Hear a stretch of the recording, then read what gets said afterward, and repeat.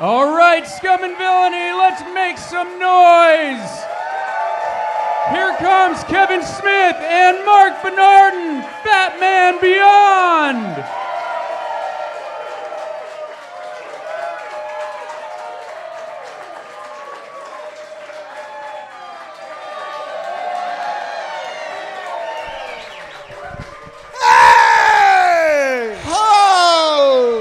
Welcome to Fat Man Beyond. I'm Kevin Smith. I'm Marc Bernardin. Yay! Oh. Holy shit.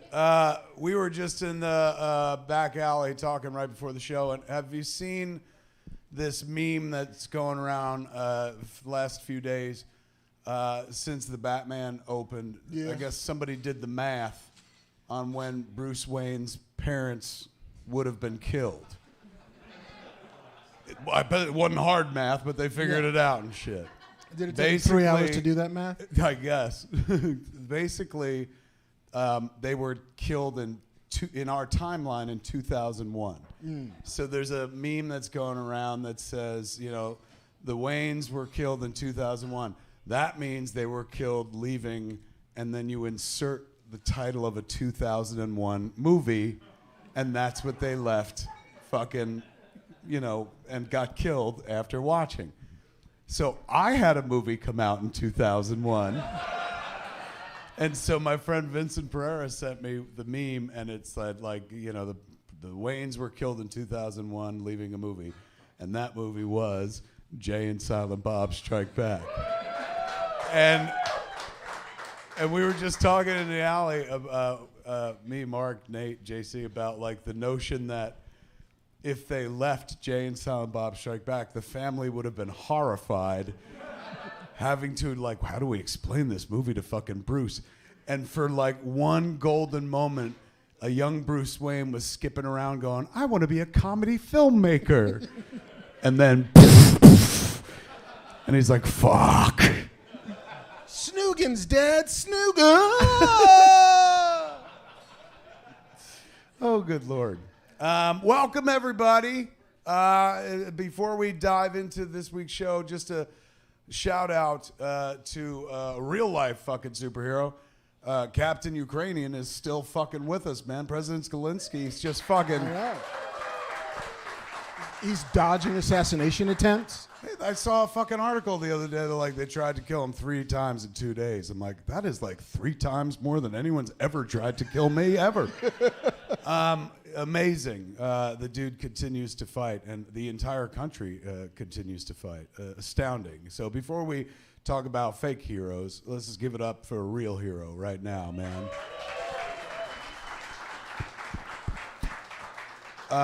Okay. How are you, my friend? I'm good. I don't think I'm as good as you are. You've had like 19 announcements drop in the press this week. Yeah, we were a little busy. Last week, on Friday, there was an article in the Hollywood Reporter about how I set up a comic imprint of mine own at Dark Horse called Secret Stash Press, named after the comic book store back east, of course. So we're going to start making comics in the fall. There's a vigilante series called Masquerade, which I've written with Andy McElfresh, who I do Edumacation podcast with, and drawn by Captain Ribman, who did the logo for the Secret Stash, does a lot of the artwork that whatever Nate doesn't do, Captain Ribman usually does. Then there's a anthology series called Quick Stops, which takes all my characters from across the View Askew universe and does mashups. So, like, second issue is, give it up for the boozy guy. Second issue is like Randall from Clerks and his cousin Brody from Mallrats meet at the funeral for cousin Walter, the guy who broke his neck trying to suck his own dick in Clerks. So shit like that, where you get to, like, mix and match and stuff, and that'll have a bunch of different artists and stuff. So once we finish our first year, then we'll move into publishing other people's comic books. Hopefully by that point, Mark will have something that he'll want to do. Really? With Secret Stash Press, absolutely. Part of the reason that I was like, I would love to do this is I know a fuck ton of writers with a fuck ton of ideas or scripts that went nowhere, and it's just like, fucking break them down, turn them into a fucking comic book series, man. So, you know, the Secret Stash has been selling comic books for 25 years. This is our 25th anniversary of Jay and Silent Bob's Secret Stash this year. So now we're going to start making comic books as well. So that was the announcement on Friday. Very cool. Mike Richardson, who runs and has run Dark Horse forever and stuff, was very welcoming. Years ago, 1996, we made Chasing Amy. And Bob Schreck, who later went on to co-create Oni Comics, where we did a bunch of our comic books. He was at Dark Horse. We saw him at a con, me and Scott Mosier, and I was like, we just did this movie set in the world of comic books, and the guys create a comic book based on like these characters that were in Clerks, Mallrats. So could we do like a Blunt Man and Chronic comic at Dark Horse? And he was like, oh my God, yeah, man, let me ask. And then he called us back and he's like, no, they don't want that at all. And stuff. And so, you know, then years later, when Bob Schreck started his company, he was like, didn't you want to do comic books? And that's how we wound up going over to Oni. So it was nice that years fucking later, like one of the first things I said to Mike Richardson when we were talking on the phone, I was like, did you know years ago? He's like, yes, I've heard the fucking story. He's going, but, you know, it took a long time to rectify that mistake, but here we are. And I was like, absolutely. So nice. I look forward to making comic books. It's going to be fun as fuck. I've been writing for the last, like, few months, and so I'm all stocked up, like, ready to have everything be drawn. Captain Ribman's on issue 2 of Masquerade. I've got all 8 scripts done for that, and 4 scripts done for Quick Stop. So like I'm already like ahead of the schedule. I'm very excited about doing this. And then today we just announced the Smodcastle Film Festival back east. I've got thank you, filmmaker. Back east we've got the Smodcastle podcast theater. Ernie O'Donnell, who I run the place with, was like, let's do a fucking film festival, man. He's like, you came from the film festival world.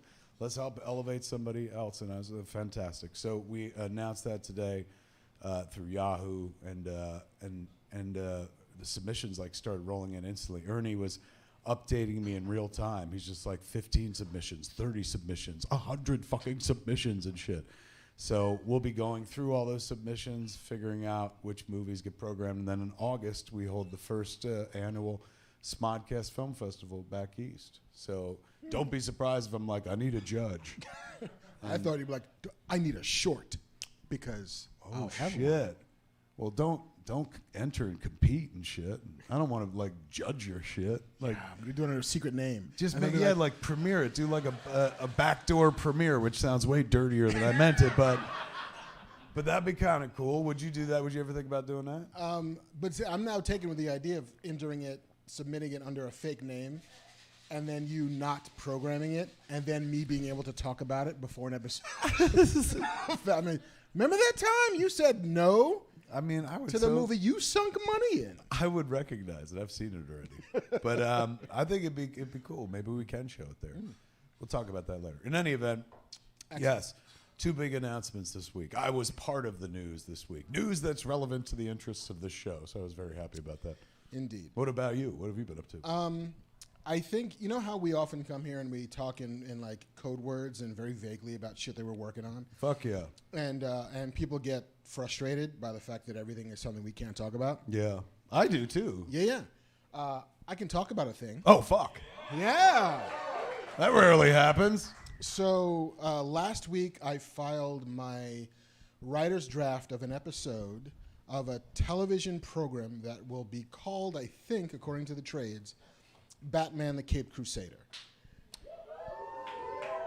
Did you see my performance where I was like, what? As if I don't know. You? But I was reacting for them and people at home, you know, being the everyman at home watching and kind of giving them a Zen mask to project their feelings onto. And you were the eyes and ears of America. Thank you. But I know this, but for everyone else, what? Fucking a bat thing? An official bat thing? An official bat. The first time I've ever written Batman. Really? Yeah. Welcome to the club. But you're writing a thing that people will actually see. Well done. How did this happen? I think it happened from the time we had Ed Brubaker on the podcast. Oh, is this the show that Ed Brubaker's like working on, in charge of? Ed Brubaker's the showrunner, working with Bruce Timm, who's getting to make... Bruce Timm? What does he know about Batman? Bruce Timm, kids, is a co-creator of Batman, the animated series, Justice League, Superman Adventures, every amazing DC series that has defined those characters, those heroes for the last almost 30 years.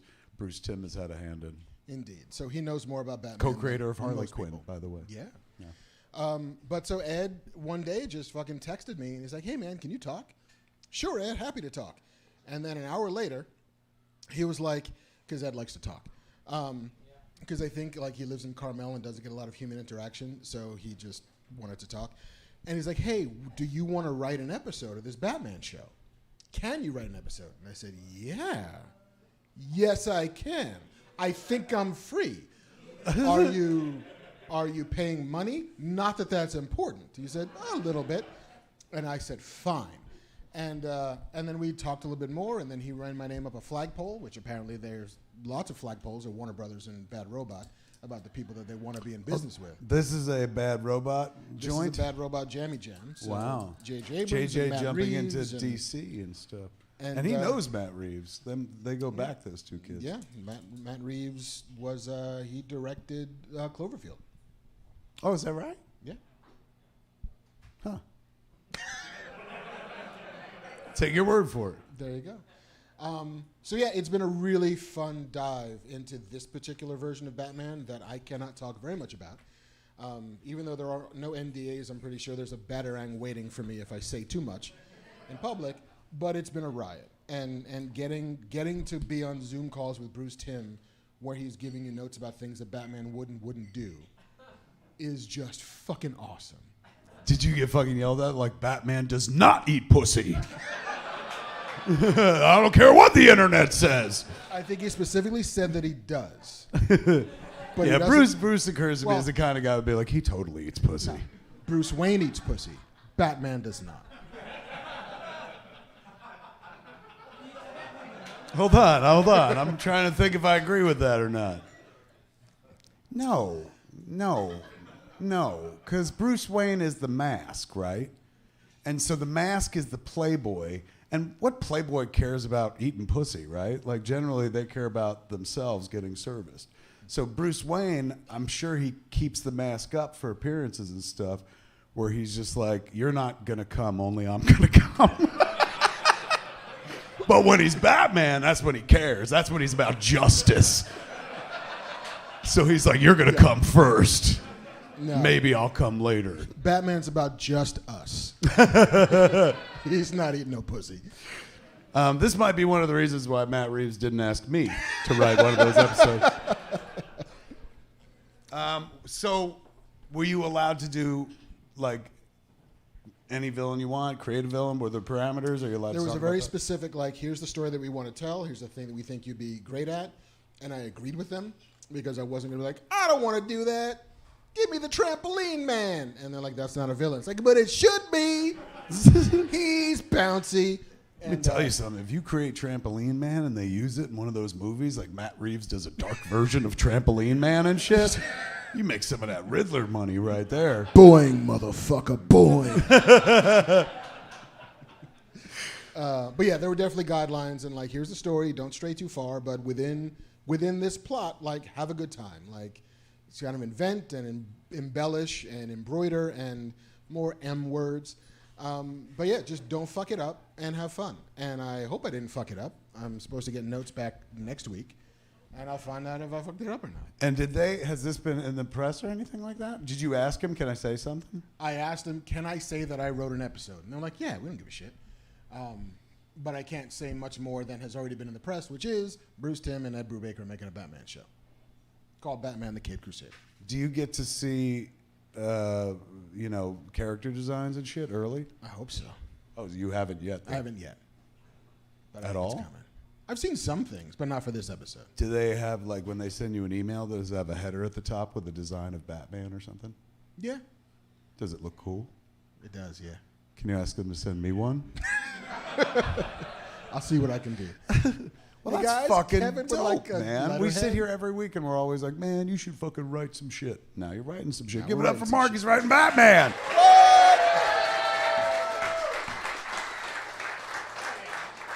We'll get to interview you on the show when the fucking episode comes out. We're already doing it. Look at that. I know, fuck.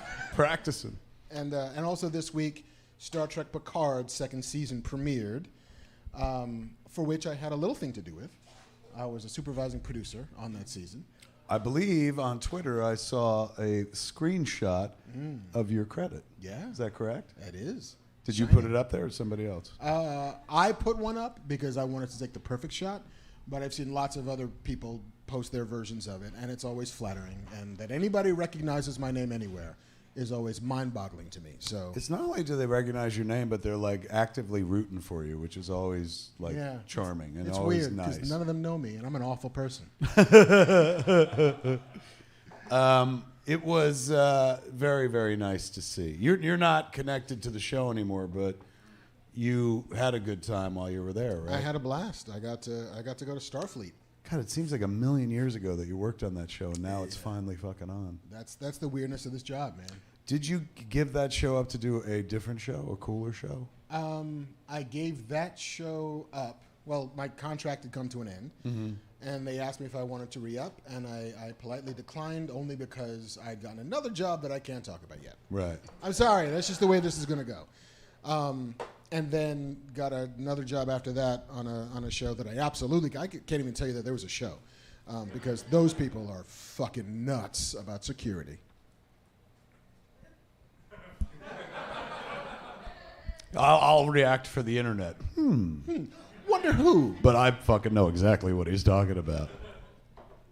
But yeah, we parted ways very amicably, and we shared custody. Could you imagine there was a fucking time where you were like, thank you, Star Trek, but no thank you? Like where you stepped away to do something else. I've got to be my own man, Star Trek. Right on. So there's that's what's going on in our lives. Shall we dive into what's going on in the world of pop culture? I'm sorry, I'm a little fucking bakey. I just picked up right before we came in. I smoked a joint before I got here, and then right before we came in, I smoked another tiny joint, a dog walker, very little joint. They call them dog walkers because like you smoke it while you're walking your dog, and it's not a whole joint, it's tiny, right? And that dog walker was so sneaky. I was just sitting back there chit-chatting as I was smoking, and fucking, just when I walked in, hey! Suddenly I was like, oh, I'm fucking high. So I'm a little stony at the moment. It's all good. Can you drive for a minute? I got this. I can be your weed GPS, my friend. Thank you. Do we have a sponsor? We have two. Jesus. Right? Shouldn't have said I was high. I'll drive. Take all this information with a grain of salt, ladies and gentlemen. Who's our first sponsor of the evening? Our first sponsor, the good folks at Native. Oh, I fucking love those people. Give it up for Native, man. Fuck. Batman fights a war on crime. Fucking Native fights a war on stink. That's better than what they gave us. What did they write? When it comes to personal hygiene, who has time to read that long list of ingredients in the back of the bottle? Some ingredients I can't even pronounce. If you're like me and care about what goes on your body, then try Native personal care products. Every Native product is thoughtfully formulated to keep you feeling and smelling fresh all day long. See, the Batman thing was better. Yeah. Well, I mean, nice job. Certainly more on brand. Indeed. I'm telling you, this Native stuff is fantastic. I've seen a few people tweeting going like, all right, fucking fine, I'm going to try Native. And then follow-up tweets, which is just like, it is fucking good. My wife swears by it. I shower with it. I have no choice. That's all she has in the shower at this point. And you would think it was the free shit that they send us, but it's not. She actually goes and buys it and stuff. So I could vouch for it. It's good. It smells good. And when I use the deodorant, the candy cane deodorant, oh. When you have no choice, try Native DEO. Yeah, let's send them to the actual website. What is it? It's nativedeo.com/fatman. If you want to smell and feel fresh all day long, 20% off your first order at nativedeo.com/fatman or use promo code fatman at checkout. I saw a tweet that said I didn't follow through on it because it looked like, it was clickbait. But it said, what part of your body you wash first says a lot about you.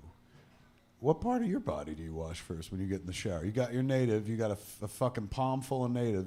Where's it going? Your face, your ass, your dick, your palms, your titties? What do you go for first? First palms, because that's how the soap gets everywhere else. Right. But then where? Then my chest. You start here. Yeah. And what, hope it just trickles down to your dick and shit? Or do you then oh. Yeah, it's very Red Shoe Diaries. Take a shower with fucking native. Do you use a washcloth or bare hands? Bare hands. Yeah, me too. Yeah. Dap. Bagel. Yeah, man, fucking, let me think, what do I do first? Yeah, where you go first? Put it in my hands. Yeah. Well, first thing I do, this is weird. First thing I do when I get in the shower is wash my hands with a bar of soap because, I'm about to touch everything. Okay. So I'm like, let me wash my hands You're first. a surgeon. You're like a medical professional. Bang. You're scrubbing in. I'm about to play doctor, so I'm like, I better wash my hands. So I wash my hands first, and then I grab my fucking native and start. I guess I started my pits. Yeah? How strange. What's the last thing you wash? Dick. Really? Yeah, because anybody who's gotten soap in the tip of their dick knows that you don't just let soap linger, man. Like that's a hint of soap to the dick and then get it out of there before it fucking gets in the dick What are hole. you doing to your dick when you're showering? Wringing it like A pipe cleaner, just like wah, wah, wah, wah, wah, wah, wah, wah. Like what? I guess that's too much information. No, I mean, I thought it was something everyone would identify with, but apparently you dick is speak an for open the audience. wound. You're like, why are you touching your dick so much in the shower? it's not supposed to hurt, Kevin. Native right now is like, don't talk about burning dick holes. That's nothing associated with Native, man. Native only makes you smell good, feel good, and shit, and even your dick will thank you. Please talk of your experience with Native's products. Well, What do you love most about Native? What is your favorite scent? The I non-dick love burning kind. my favorite scent is the cookies, man. Fucking sugar cookies, and it's gonna sound so. All right, you know what? We should just finish the spot. I was about to get very graphic, where I was like, my wife uses the sugar cookies, and her ass smells like sugar cookies and shit. But Native don't want that either. Yeah, but you wouldn't say that out loud. No, but that'll sell. It Fuck. will. So yeah, if you want your ass to smell and feel fresh all day long, try Native. 20% off your first order by going to nativedeo.com/fatman or promo code fatman at checkout. That's nativedeo.com/fatman or promo code fatman at checkout for 20% off your first order. Your ass can smell like cookies. Give it up for the good folks at Native, folks. Probably the last Native spot we'll ever get. It's like, Jesus Christ. Yeah, they're like, we used to like those guys. Then one guy started talking about his wife's ass and his dick hole. Another Tuesday night in Hollywood, my friends. Exactly. We are in Hollywood, ladies and gentlemen. As always, we're live right now in our home at the Scum and Villainy Cantina in Hollywood on Hollywood Boulevard. Put your hands together, let them know you're real.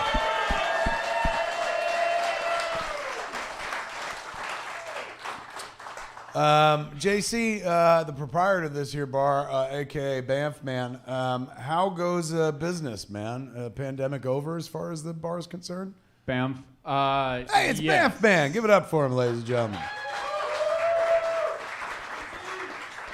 We've been busy. We've been really busy. It's been awesome. We started doing a board game night on Mondays where we do like geeky Wheel of Fortune, but we call it Wheel of Fortuna, and it's hosted by a Twi'lek. Nice. And so you can come in and like. When you say board games, you mean like Milton Bradley, Parker Brothers? Yeah, people bring board games in and they play, but we host Geeky Bingo, Geeky Wheel of Fortune, and Geeky Pictionary. While that's going on. So While you'll be it's playing going like on. board games at a booth, and meanwhile there's also like a live game going on. That's dope. One day I'm going to come to the bar just as a patron, as opposed to like be on the other side of the bar, so You to should speak. do that. Be fun, man. Set up shop in a booth, play some Sorry. Do you remember? I don't think I've ever. Did you play Sorry as a kid? Fuck yeah. Did you really? Did you not play Sorry? That and Parcheesi seem like adult games. I don't mean adult games like you take your top off and pretend I'm somebody. Put it in your dick hole. Yeah, fucking burning dick hole. But the games that I like, oh, that's what grown-ups play. Really? Yeah. It's just fucking colors, dude. Is that what it was? Move this color around here till it gets home. And if a dude lands on you, it's like, oh, sorry, you get to go back to start. Like, it's not. So it's like board game Uno? Yeah, it's not gin rummy or some shit. Gin rummy I love. Really? Yeah, I can play that you're game. a grown-up boy. Yeah. My grandmother, I used to play that with my grandmother all the time. And, one day she was like, you used to be, I could beat you all the time. She's like, I can't beat you anymore. And then she took off her glasses and she saw me look at her glasses, and then she looked at her glasses and she put them on, and then she looked at her cards and she looked at me and she realized I was just seeing her cards reflected in her glasses all that time, and she was like, you little cheat. I like that your grandmother was Goldfinger. That's what my grandfather called her. He's like, I married old Goldfinger for one reason only. I had a conversation with my mother about this at one point. Because my grandfather was a boxer, professional boxer. He didn't have a great record and shit, but he's in like the Boxing Hall of Fame and stuff like that. He boxed under the name Kid Dixie. His nickname was Dixie. His name was John or Joseph? Joe? John? Fuck, I forget, but Schultz was his last name. So he left boxing. Like, married my grandmother and fucking left boxing. Like, that was family lore forever. My Aunt Virginia was born, then the rest of his kids, and then my mom later on. And there was never any pushback. Like, my whole life, I was like, yeah, he got married and he just quit boxing. And then, like, I became an entertainer. And, I'm certainly not the man in the ring, so to speak, but I have been in front of an audience. And while it's not, a show of physical prowess, the roar of the crowd would be so difficult to give up once you felt it. And granted, he didn't have a perfect record, but he had enough wins that he would have felt that fucking energy of the fucking crowd. Like, oh, fuck, man, like, this is where I'm meant to be. I found my place in the fucking world. And then, for some reason, he marries my grandmother and gives that up.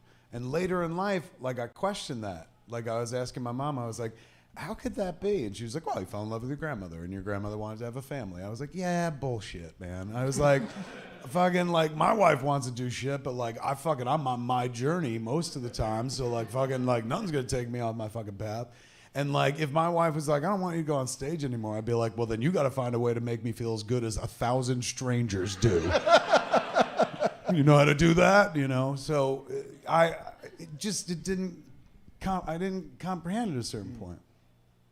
So I said to my mom, I think I figured it out. And she's like, what? I was like, I think I figured out why Grandpa quit boxing when he married Grandma. It wasn't as simple as she was like, I want you to stop, and he just fucking stopped. I was like, Mom, that's impossible. The man had been cheered on by fucking strangers. There's no way he gave that up willingly. And she's like, so why? Why did he give it up? Tiger. That's what my mother calls me. And I said, Mom, I'm pretty sure it was all about anal. And she's like, come again? I was like, he did, with Grandma, over and over. And I think Grandma might have been one of them dirty German broads, man, because maybe she did some shit others wouldn't. And he was like, fucking, well, I'm a boxer. And she's like, not anymore. You're going to stay home if you want this ass.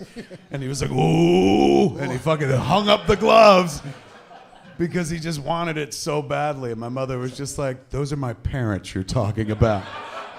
I was like, they're my grandparents, man. Scheisse Frau at home. Exactly, man. That's my theory. Anyway. I'll buy it. Right? Checks out. Should we talk about a movie that we saw? Yeah, I guess so. I guess. People didn't fucking tune in to hear about my grandpa.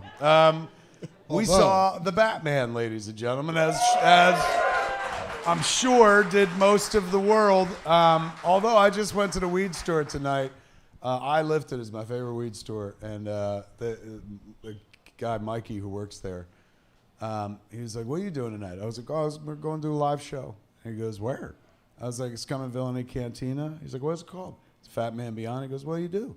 I was like, "We talk about like geeky stuff." Like, he's like, "What are you talking about this week?" And I was like, "Oh, the Batman."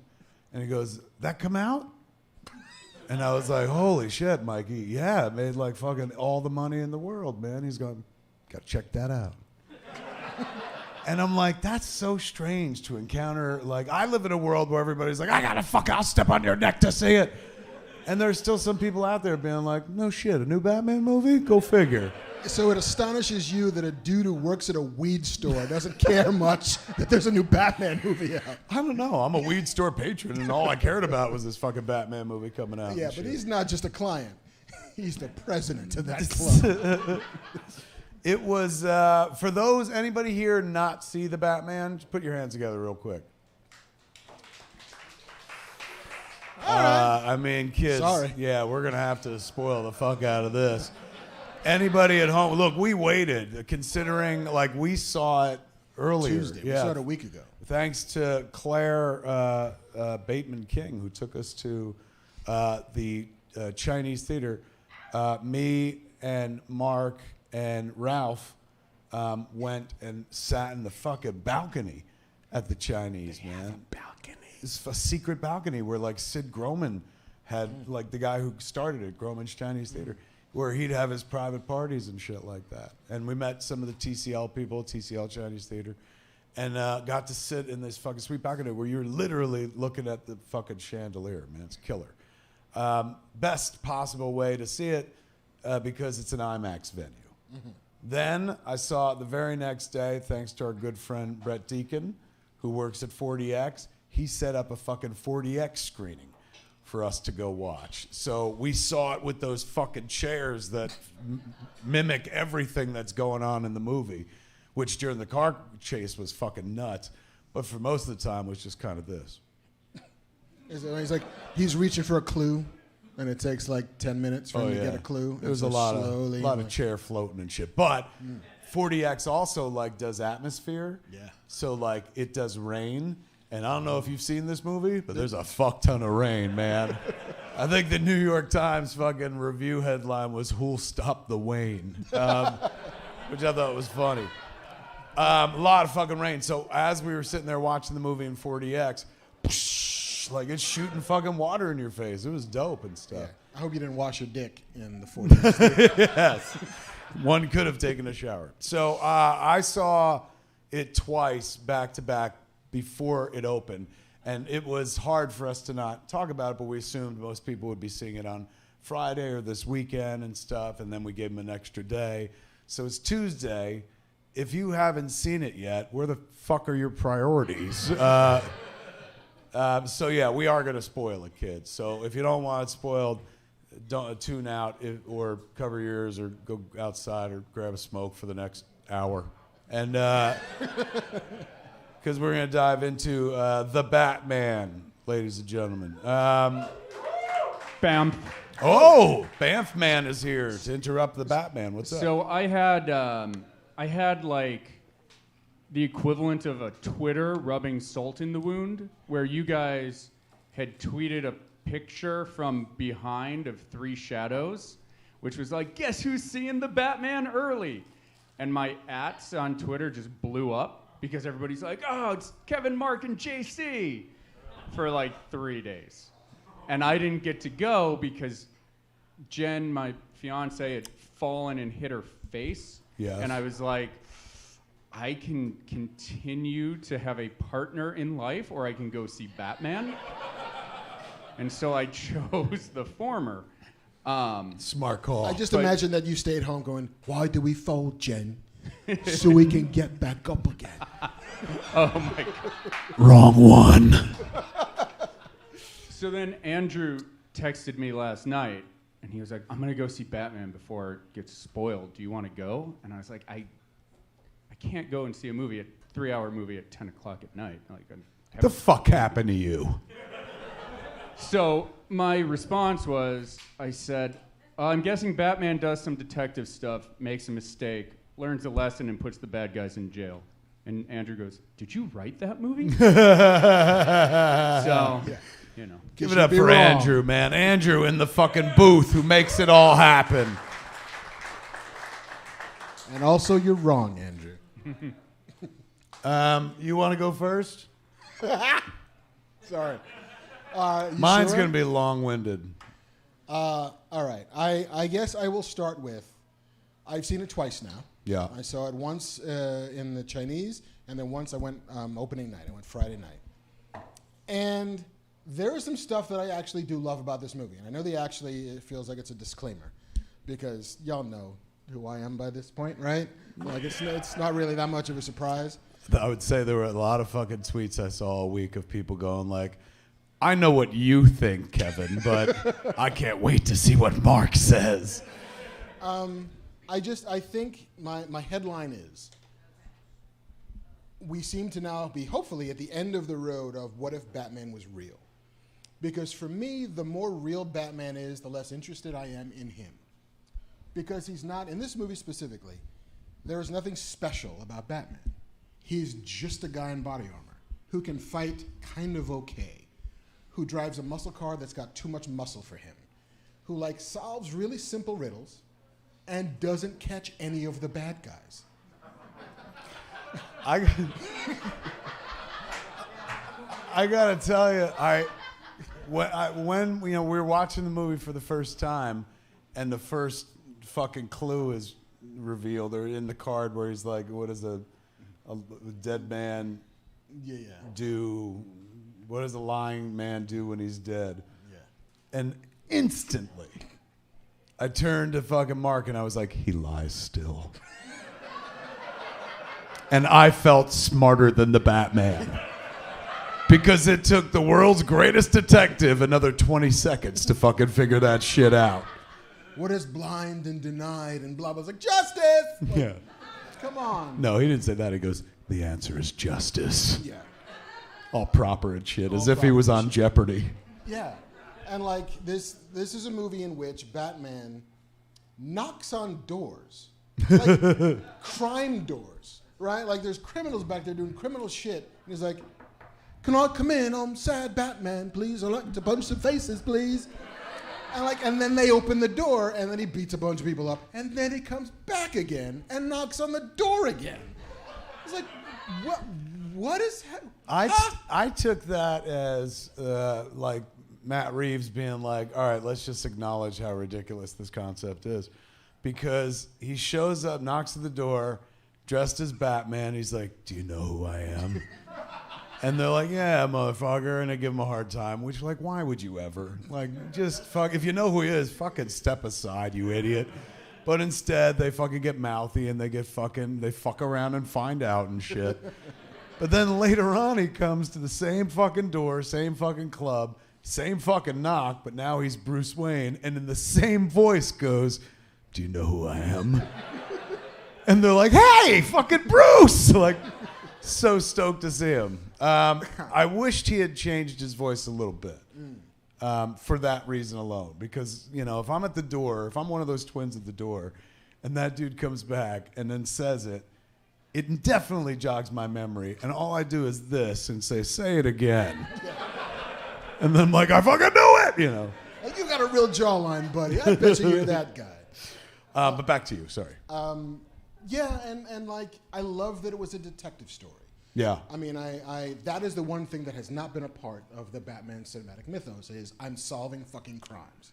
I mean, in what was it, The Dark Knight, he does that ridiculously expensive high-end bullet reassembly thing where he cuts out cement and then fucking recreates the shots and shit like that and then matches it kinda and then has the computer do a simulation and then somehow is able to pull a fingerprint off a bullet that he doesn't fucking have and shit like that. Yeah. It was so convoluted, but I was like, I guess that's detective work. Yeah, sure. He detected something, I don't know how, but fucking he figured out it's Harvey Dent. Yeah. That fucking riddle was more complicated than any riddle the Riddler did in this movie. Yeah. And I remember leaning into you at the end of it. It's like the Riddler asked a riddle that Bruce never solves. which is what's black and blue and dead all over. Yeah. And Mark had a good answer for the it. Riddler's answer was, it's you! Ah! But honestly, it's, you got a black mayor, you got a bunch of cops in blue uniforms, and they're all going to die in the middle of Madison Square Garden. That's the answer to that riddle. And you didn't, what is this? And then I stopped asking that question. But ultimately, like, I would have forgiven all of those sins if the movie's third act, if a finale landed for me. Because this movie wants to be Seven. It's trying to be Seven really badly. And I'm here for, like, the Seven cover version of this movie, except that Seven is the best Batman movie we've ever gotten. Seven is about Morgan Freeman as Batman, Brad Pitt as Robin, fighting the fucking Riddler/Joker. That's that movie. And that city is Gotham City. Hold on. What's in the box? I buy that. Like, I think it tracks. Yeah. Right? And so then when John Doe gives himself up, it makes sense. Because the finale of that movie is about breaking the spirit of both Batman and Robin. And he does it. And the finale of this movie is, I guess I'm going to shoot the mayor? Not really, though. And I guess that a bunch of these goons are going to, I don't know, bungee down and cause some mayhem. And I guess Batman's going to punch people we've never met before. And we're supposed to feel great about this? Like, it's supposed to feel like a finale where he, I guess, transforms from a symbol of vengeance into a symbol of hope by being an EMT in Gotham City? Yeah, that whole, that aspect where he was just like, I understood the whole, he's in the beginning of the movie, he's like, I'm vengeance. And then they fucking mock him with it for the rest of the movie. It was like, hey, vengeance, suck my dick and shit like that. But like by the end of the movie, one of the Riddlers is like, I'm vengeance. And then, cut to him and he's like, oh, maybe I shouldn't say that anymore. Bad idea. And the lesson that he learns, I'm all for it. I understood it perfectly. That being said, fundamentally, I don't agree that he's a symbol of hope. Like, Superman is a symbol of hope. Batman has never been a symbol of hope. Batman is a symbol of you fucked up hardcore. Because if you're seeing him, that's it. You're fucking seeing him for that reason. I do love the shot of him carrying somebody, what looked like a kid, after the flood from nowhere and stuff like that.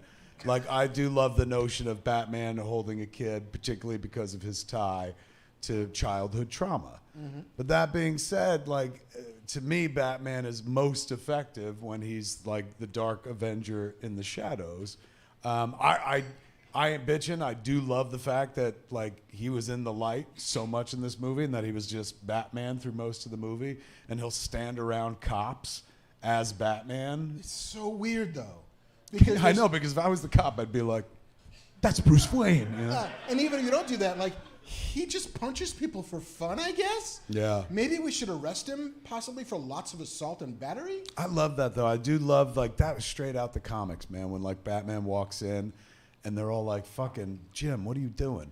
And he's like, he's with me. And he's fucking, like, vouching for him, and everybody else is like, this fucking... Yeah. But the one thing that I never agree with, and they do it in all the movies, and I think it's just because you can't curse in these movies, but they're always like, freak. And I'm like, why is that a fucking freak? The dude is wearing more body armor than you. I call that fucking smart, man.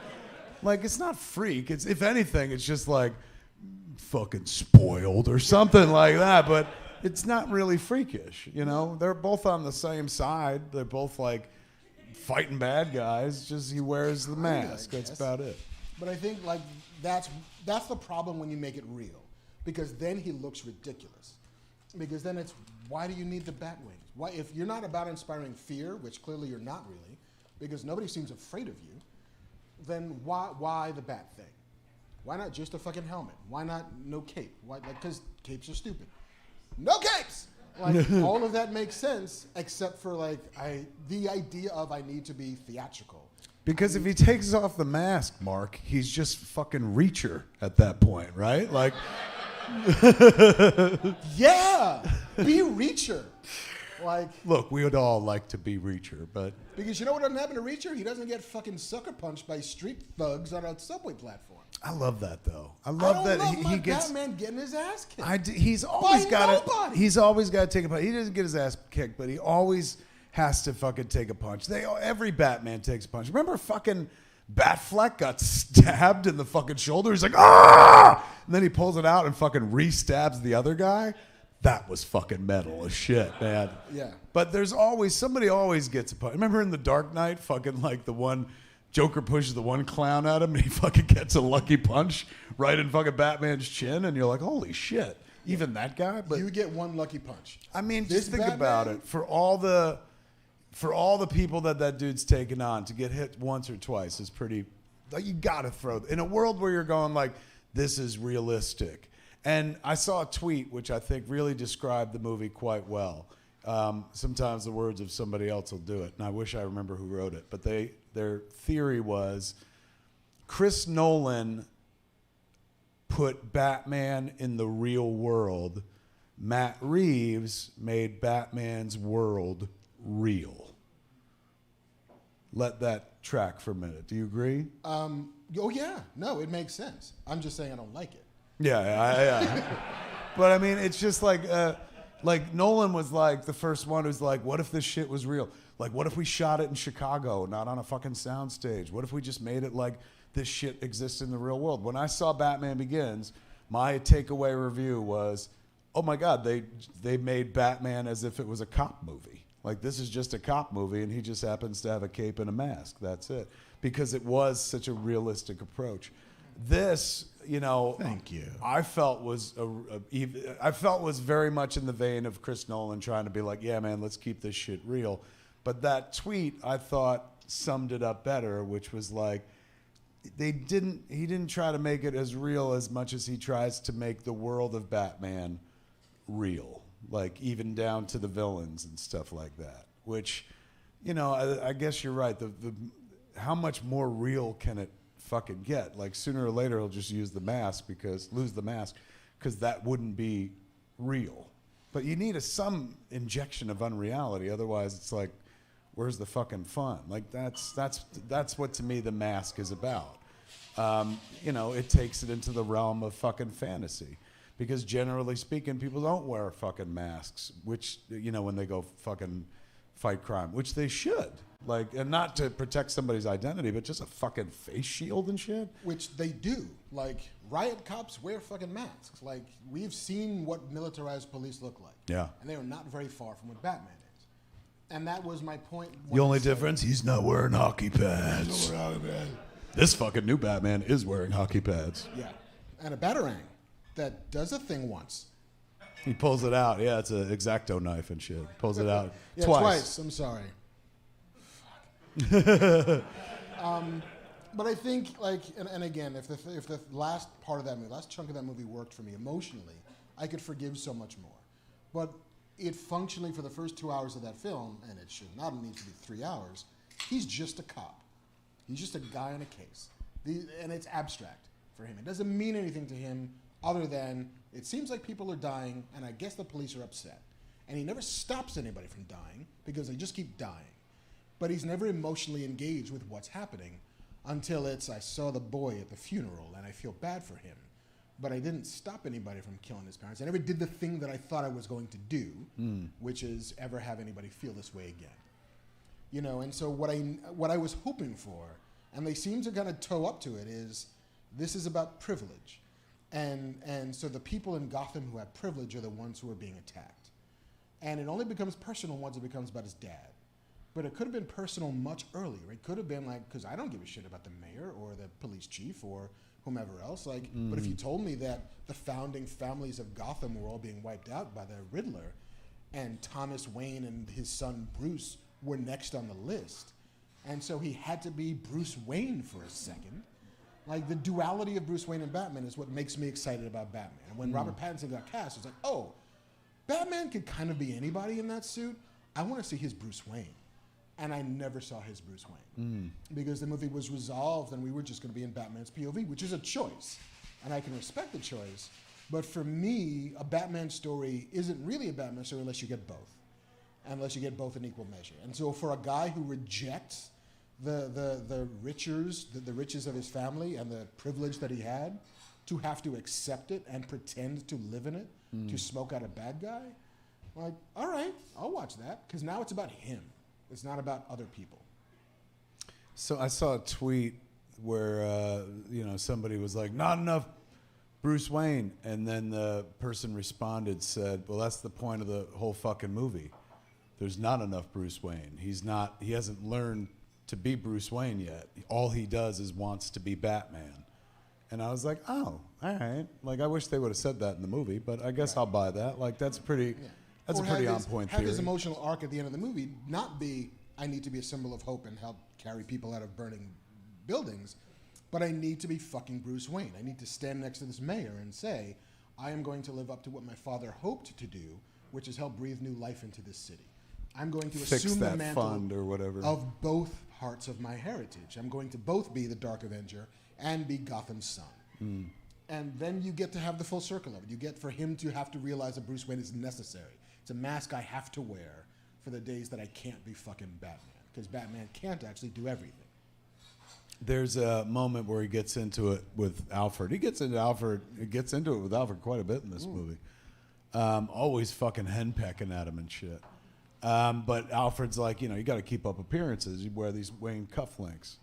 And he's like, "Are you a Wayne, Alfred?" And it's like, fuck you, bitch. Like, I fucking changed your diaper, man. Like, fucking, I was like this with your dad. I taught you how to take a bomb in the face. Yeah, fucking, the only reason you're punching people on the street is because of what fuck you. But he's very patient. Fucking Alfred's superpower is patience with Bruce in this movie. There's, even when he wakes up, that was the one thing I like my surrogate dad Alfred storylines. I didn't like that he was always giving Alfred shit. Alfred almost, spoilers, gets fucking killed. He's barely in the fucking flick, and fucking he wakes up in the hospital and he looks over at Bruce and he manages a fucking smile. The first thing out of Bruce's mouth is, "You lied to me." And I'm like, "You emo fucking bitch, ask him how he feels, man." Lube him up a little bit before you go that hard. Jesus, he changed your diaper. But I could have used a little bit less of. Yeah, I mean, so like, listen. Is that real? Like, that maybe that makes it more real. Like, because they're like, look, he even says in the movie, he's like, "I don't care what happens to me and shit." So to the point that he's like, "I don't even give a fuck about Alfred." But it would have been nice at the end of the movie if he was like, "You know what, Alfred? Fucking, you don't have to weep or anything. Just fucking let him know." Like, or what would have been great for me was a post-credit scene where he's like, "It was so shitty how when you woke up in the hospital, the first thing I said was, 'Fucking you lied to me, so here.'" And he throws him like a circus party and shit like that. Just very colorful, very. Or a post-credit scene where just Bruce is laying in Alfred's lap like he used to when he was a kid. Just cradle me, Alfred. Just one last time. Or a post-credit scene where, like, Bruce wakes up in the hospital and Alfred's sitting there and he's like, "You're a bitch," and then he walks out. I lied to you about so much more than your dad. But yeah, listen, I appreciate much of what this movie was trying to do. Yeah. And there's a great skill being deployed in making this movie. It's gorgeous to look at. I think that car chase, I remember we talked about it after seeing it, it was like, it's so confusing, it's so weird. But on the second time, I'm like, they did a fucking car chase in the rain, which is impossible to do. Yeah. Like, production-wise, it's so astonishingly hard to make that work. I did not need the shot where Bruce, like, dramatically walks over to the car and, like, his fucking spurs jingling and jangling. And he says his cape is right there. And then he just leans in. "Oh, hello. You're right there." It's just, you got to cut before the lean, because it's not that cool. And I dug Zoe Kravitz as Catwoman, even though, like, is she a cat burglar or not a cat burglar? Is she a person who does crime for a living, or is she a waitress? And if she's a waitress, why does she have crime shit in a bag? And if she's got crime shit in a bag, why is she a waitress? Right. I mean, just square that circle a little bit. Was she, correct me if I'm wrong, was she undercover the whole time trying to find her mother's killer? That's what I got by the end of the movie. Because the guy who killed her mom got killed, and he almost killed her, but fucking. Yeah, I mean, maybe. Although it seems like she's all about finding out who killed her girlfriend. That as Annika. well. But that still doesn't explain why she's got safe-cracking tools and still lives in a shitty apartment in what seems to be Queens with a bunch of cats. That was funny, though. Like, got a lot of cats. I like cats. That, I mean, I guess that did count as like humor in this movie. There's not a ton. Yeah, but, it's a pretty dour flick in terms of the laugh factors, but nobody goes to a Batman movie to laugh anyway. So I wasn't too put off by that. No, but like it seems as if in Batman movies of the modern era, the black guy's job is to provide punchlines for the dour white guy. Because there's great scenes with Morgan Freeman as Lucius Fox in the Nolan trilogy. It's like, you mean to tell me that you think a billionaire who runs around at night wearing a bat costume and you're going to extort this man? Good luck. Good luck. Yeah. You know, no guns. Nah, man, that's your thing. I'm a cop. Yes. Jeffrey Wright, I think, was an absolute treasure in this he's movie. great. Now it's just like, wow, he should play Jim Gordon forever. Yeah, he was wonderful. And their chemistry was really nice throughout. And I do like the fact that him and Gordon work closely together. That's something you rarely see. We saw a little bit, of course, with, what's his fuck? Gary Oldman. But like in the original Batman movies, like the Tim Burton Batman movie, remember Batman Returns? Like after he fucking aces the Red Triangle Circus gang, fucking he's walking away and like fucking Commissioner Gordon's chasing after him, going, "Thank you for saving the city, Batman." And he's like, "Yeah." He goes, "The Red Triangle Circus gang comes back." He's like, "We'll see." And he fucks off, man. He treats him like fucking Alfred and shit in this movie. And so it's nice to see them working together as partners closely, and him vouching for him at the cops. There was, I had little logic issues with some shit. Like, for example, at one point, Batman gets knocked out unconscious when the fucking dude's neck cuff blows up and shit. And he wakes up in a completely different room. Yes. Far from where they were holding the funeral. Yeah, City Hall. In City Hall. So maybe, let's say he's a floor down, even if you want to keep him close. He's in the same building, but they took him out of that room. And he's laying on a fucking table surrounded by cops. And just as he's coming to, which one has to assume the travel from one place to another, he's out for 10 minutes minimum. So let's say fucking 5 minimum. Just as he's waking up, somebody finally has the fucking idea, like, let's take his mask off. And then he's like, "Oh no!" Fucking goes all emo and starts slapping everybody and shit. That to me was like bullshit. If all these cops hate him as much as they fucking do, the moment this guy goes out, first thing they do is yank that fucking mask off, even under the pretense of like maybe his face is on fire under that mask because of the explosion or something like that. You think that's the first thing they open up? You think they don't pull his pants down? Yes, Like, there's we that. thought he's as got well. a lot of balls. They're like, Let's see. Take his mask off and then look at his dick. That was a tiny thing that I fucking bumped into. When the movie started, I was fucking thrilled by his voiceover when he was reading like his journals. That's one of my favorite aspects of any Batman comic book is Bruce Wayne as omniscient narrator. And they rarely do that I don't know if they've ever done that in the Batman movies, have they? They did it like, we had it in Watchmen with Rorschach. Rorschach. He Batman. was essentially doing the Batman monologue, head monologue and stuff. But have they ever done that in a I don't think so. Batman movie? I don't think he's a journalist in those. In the other ones. It's such an easy thing to add, and it really could help plot holes and shit, because you can jump in at any point, not reshoot something, and just have him be like, "Oh, by the way, off camera, some shit happened you don't need to see." Anyway. But I went to Little Caesars and I got one of those bad calzones, which is weird. But I was hungry. And then I found more crime, and I punched it in the face a lot. And then I'm sad and I'm sleepy, so I'm going to go home and listen to The Cure. Maybe draw on my floor, because I need a murder board, but I don't have a board, so I have a floor, so fuck it. Bat Carey Matheson. He did. He took the carpet. I thought that was a real stretch too, where it's just like he was killed by this fucking carpet tool, and they're like, "Wait a second, carpet tool? There's a fucking carpet in this room." And they rip it open, and there's the fucking Riddler's plan on the floor and shit. Was that weirder than, "You don't know Spanish? It's not L, it's La." That I thought was enjoyable. I was like, you know what? I loved when he was like, "World's greatest detectives." He seemed to be having a fucking blast. I mean, yeah. Like, God bless Colin Farrell, man. He was just in there having the time of his life and unrecognizable. Whole fucking movie. I never once was like, that's Colin Farrell under there. I'm sure somewhere Russell Crowe was like, fuck you, Colin Farrell. Yeah. I could have done that without breaking a fucking sweat. He was having a good time. Who else is having a good time in that movie? Pattinson, very committed to the role. I've always liked him as an actor. He delivered. I liked his Batman. If I subscribe to that theory of like he was so driven there was no Bruce Wayne, I'm fine. I'll buy that for the movie. But next movie, I want to see him Bruce Wayne it up. I want to see him be fucking charming. Yeah. Just once. Yeah. I know it's in there. And like what's his name? Bale did it really well when he's like, so everybody, please go. It's not a joke. Get out of my house. Like shit like that. And then even when he was like, he came in for the Harvey Dent party and he was just like, yeah, great slogan, Harvey.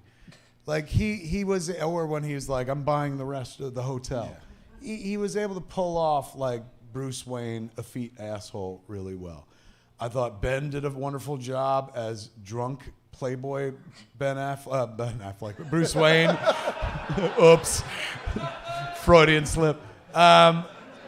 When he was in BVS, when what was it? Lex Luthor's assistant Mercy catches him and this is the bathroom. He's like, I like those shoes. And they walk So how do you away. mother And for me? instantly he drops drunk face and he goes back to like Batman face and shit. So I look forward to seeing what Rob Pattinson will do with Bruce Wayne in the next movie. My whole life I've been watching Batman stuff since I was a kid. Of course, the Adam West iterations, the Super Friends. I've loved this character forever. They started making these Batman pictures, not counting The Batman, the spin-off movie from the TV series. They started making them in 1989 with Tim Burton's Batman. And I'll never forget seeing that in a movie theater. I was working at Domino's Pizza and I quit. Day one, there were many trainees and they were just like, look, we have too many trainees. Who wants to go home? And I didn't want to wear slacks ever. So I was very happy. I was like, you know what, I'll go, because the Domino's was 3 parking lots away from the Middletown movie multiplex where my friends Brian and Walter were already in line to see fucking Batman and shit. There were no cell phones, so I couldn't be like, hold me a place. I screeched my fucking car through the parking lot and had to look for them in a line of 400 people and then be like, hold me a seat and shit. And everybody's like, fuck you, because they were lying behind them still. Went to see that movie, loved every fucking second of it, sat there going like, my God, somebody did Batman serious. It's so dark. It's just like the comics and shit like that. And, it's a quaint notion now because when you watch it, it's dark in as much as like they're on a soundstage and they keep it dimly lit. But, Jack Nicholson is chewing the fucking scenery with the performance of a fucking lifetime. Michael Keaton was my Batman for many, many years. Still is. Can't wait to see him in The Flash and Batgirl as well. I was a big believer in the Michael Keaton Batman because I like him, Michael Keaton, as a dramatic actor. He was amazing and clean and sober, and that's how he got into that Batman role and stuff. But they took Batman and made him even more approachable for everybody because, he had to be this fucking big strapping dude. Michael Keaton's Batman is a dude who puts on body armor, and suddenly you're like, oh my God, fucking anybody could be Batman. If you got a lot of money and your parents are dead and shit like that. So loved that movie. It became my religion. Redecorated my room, fucking Batman '89 style. When Batman Returns came out in '92, I saw that in Vancouver when I was going to film school. Saw it with Scott Mosier and whatnot. The Bat, the Cat, and the Penguin. Was irritated by the fact that he ripped off a rubber mask in the third act where it's like, that fucking thing's supposed to be bulletproof. Oh, they fucked it up. Tiny minor errors and shit. Has one of my favorite moments in a Batman movie of all time. Just highlighting how ludicrous the whole situation is. Batman's in the Bat skiff going through the fucking sewers of Gotham, heading toward the Penguin, for the big battle. fucking penguins with missiles on their back rise out of the water and fire missiles at the bat skiff, and he fucking pulls the steering wheel back and spins it so he avoids the fucking missiles, and the bat skiff like rights itself, goes past the penguins, and they watch it go and shit. Such an amazing little moment. And then they cut to inside the bat skiff as it's righting itself, and Michael Keaton, for one brief, glorious second, looks back like, what the fuck was that? And then fucking keeps going and shit. And it was so wonderfully human. But that was the one where they went dark, and everybody was like, oh, this shit's too dark. So the next Batman movie, of course, Batman Forever, and I remember seeing that in the theater and being like, oh, shit. Like, I love the fact that he called, one of Two-Face's gang members called him Face. In the opening few minutes in the movie, fucking the cape, back cape covers the helicopter, and the fucking guy driving it turns around and goes, Face! And Two-Face looks and sees the cape. That fucking made my heart soar, because I was like, oh my God, that sounds like the fucking comics.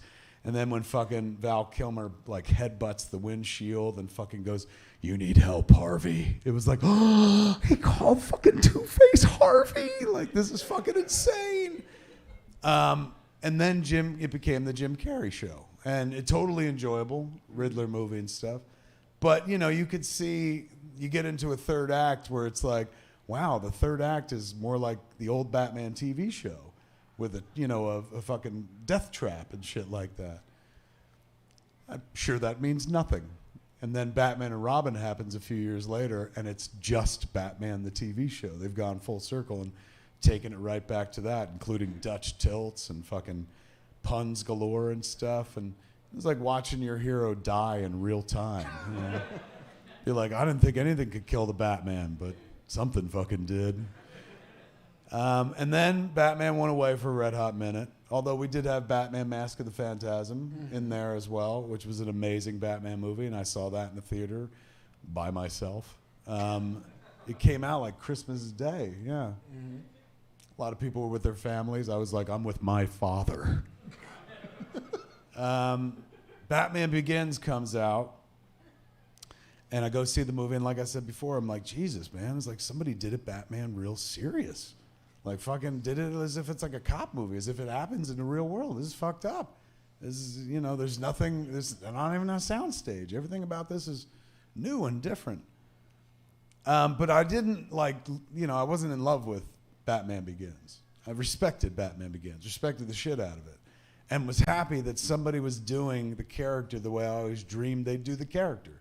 It was real as fucking raincoats, man. Like, holy shit, this Batman makes sense in the real fucking world. Then The Dark Knight came out. And I remember going to see that out here with Peter Sciaretta, runs Slash Film. Mm-hmm. And he was like, hey, man, we got space in a press screening. You want to go? And I was like, fuck yeah. And I met him over in Century City. And it was me, him, a bunch of film bloggers from all those sites that were out around that time. And I remember, fucking being absolutely blown away every moment of that fucking movie. Even something as simple as the Batmobile chase sequence on Lower Wacker Drive. And you're watching shit play out in a place I've driven in the real world and seen. And it's a fantastic chase with fucking bazookas and fucking the Joker going crazy and knocking vehicles right into the fucking water and shit. And then just when it's over, just when you're like, oh shit, man, the Batmobile's down for the count, the car starts fucking vibrating, and suddenly those billboards that you saw for months of Batman riding a fucking bat pod with these giant tires and being like, what the fuck is that all about? Instantly makes sense when you're like, oh my God, it's the tires of the Batmobile. It's an eject pod. Holy shit. And another fucking chase sequence kicks in that's even better than the one that just fucking finished. Heath Ledger's performance, scenery-chewing performance that kind of takes what Nicholson did and makes it serious and frightening, almost horror movie scary in his approach to the character. Creepy, always licking his lips, which we all know now was to keep the fucking prosthetics in place. Everything about that movie was amazing. It's not just a great comic book movie. It's one of the greatest motion pictures ever made. Captures the essence of everything a fantasy movie or a movie in general should do. Take you to a place. Take you on an adventure you'll never see in the real world. And he managed to do it through a lens that made it look like our world. So we got him for a while, and then of course Dark Knight Rises came out, and that was almost a religious experience for me, because it was the end of that trilogy that I loved so much. That I started out going like, yeah, it's fine, then fell in love with by the second movie, and so much so that the third movie I was able to forgive any flaws whatsoever, because I was so fucking pot committed to Nolan's vision of Batman, and then Tom Hardy's fucking Bane, which was, you know, not as scenery chewing as Heath Ledger's Joker, but fascinating character study in and of itself by a wonderful actor, which elevated the motion picture on the whole. Zack Snyder does Batman v Superman, and I get to see one of my closest friends in the world fucking be one of the most cinematically accurate versions of Batman we've ever seen. The outfit, the fucking physical character, the physicality. He moves like the video game character and fucking punishes people equally as fucking hard. It was the closest to the Dark Knight Returns Batman that we'd enjoyed in comics for so fucking long. I'll never forget seeing the trailer for it at fucking Comic-Con before BVS came out, and seeing that shot of fucking Batman like swinging and then firing, grappling and swinging off just before what we'd later find out was Doomsday fucking blows that thing apart. It was absolute fucking magic, seeing that Batman come to life. Justice League, you know, we know what happened there. But then seeing like Zack Snyder's 4-hour cut, like fucking gives you the Batman that you were promised in BVS. So then we come to this, to the Batman, which months ago they showed us trailers for, and instantly everybody identified as like, holy shit, it's Batman as Seven, or Seven as Batman. They're going dark with this, and they're going to do ciphers with the Riddler and fucking the Zodiac Killer type approach. And it looked as real as the Nolan shit. Like, whereas Zach, you know, took a detour into a world that made it look like comic book come to life. Zach paints in splash pages. And so his stuff is very comic booky. And I don't mean that as dismissive by any stretch of the imagination. It looks like a comic book come to life. Matt Reeves hasn't given us what looks like a comic book come to life, unless you're thinking of, like, remember when Paul Pope did Batman, the very wispy, thin Batman? Batman 100. Yes, it kind of has that kind of look and feel to it. But I agree with that fucking tweet where the person said, like, he ain't trying to do it in the real world. He's trying to make Batman's world real. And I think he succeeded. I liked the movie. I'm not, like, absolutely in love with it like I was The Dark Knight, but that's not a criticism of the movie itself. Dark Knight is maybe once in a lifetime fucking experience you get if you're lucky. This carries on the tradition that Nolan started incredibly proudly, while adding new wrinkles to it and new flourishes, new touches that Matt Reeves, or Bat Reeves, brings to this version. Having watched it twice, my only real hardcore criticism of the movie, this comes from a person who cut his fucking feature down to like 93 minutes and shit. That's a long fucking movie. And, you know, if somebody had told me, like, when they did tell me, you're going to get a 3-hour Batman movie, I was like, oh, I'm going to come for 3 hours straight. But you could have definitely made a 2-hour movie of that and not really losing much. Invisible edits. I'm not saying take out a whole fucking sequence. Although, you know, the third act seemed to come out of nowhere. That was the general consensus when we all watched it at the Chinese theater. Me, Mark, and Ralph was like, I think Mark put it best. He's like, it feels like Matt Reeves was trying to make a $50 million version of Batman. And then some studio note came down where it's like, well, where's the spectacle? You need spectacle. And then all of a sudden there's this third act where a seawall, which we've never heard about, there was no setup for. It's not like when the mayor was walking with Bruce Wayne, she's like, I could really use your help on the seawall campaign. You know, it's not very strong. And he's like, I'm busy, or something like that. No setup whatsoever. All of a sudden, he's like, I set up some vans near the seawall. You're all fucked. And all of a sudden, Gotham is flooded. And I get that, like, they've shown us many views of Gotham as an island and bridges and shit. But, like, you know, a little more. Gotham's supposed to be Manhattan. Manhattan's not going to get flooded with a couple of bombs. Give us a little bit more setup to be like, why that fucking seawall means something. But it did feel like we got a mini sequel. It felt like the movie reconciles itself once the fucking Riddler's in jail and he's like, no, we were working together. And he's like, you're fucking nuts. Like, there it is. There's your movie. And then all of a sudden there's a mini sequel where a disaster happens to Gotham that is beyond simple detective work and requires heroism, requires, you know, him to light a fucking flare and lead people through the water and shit like that. Like, requires him to dive into the water, cut electrical cables and move things to save people and stuff. Requires a baptism, if you will. Yeah, a baptism. That to me was like, you could have ended before that and it would have been absolutely fine. It's not like them going into the flood ruined it or anything like that. But it was just like, just when I was like, right on, man, this fucking movie's dope. It's wrapping up. All of a sudden they were like, sit back down. Here comes the sequel. And fucking all of a sudden a whole other movie happened.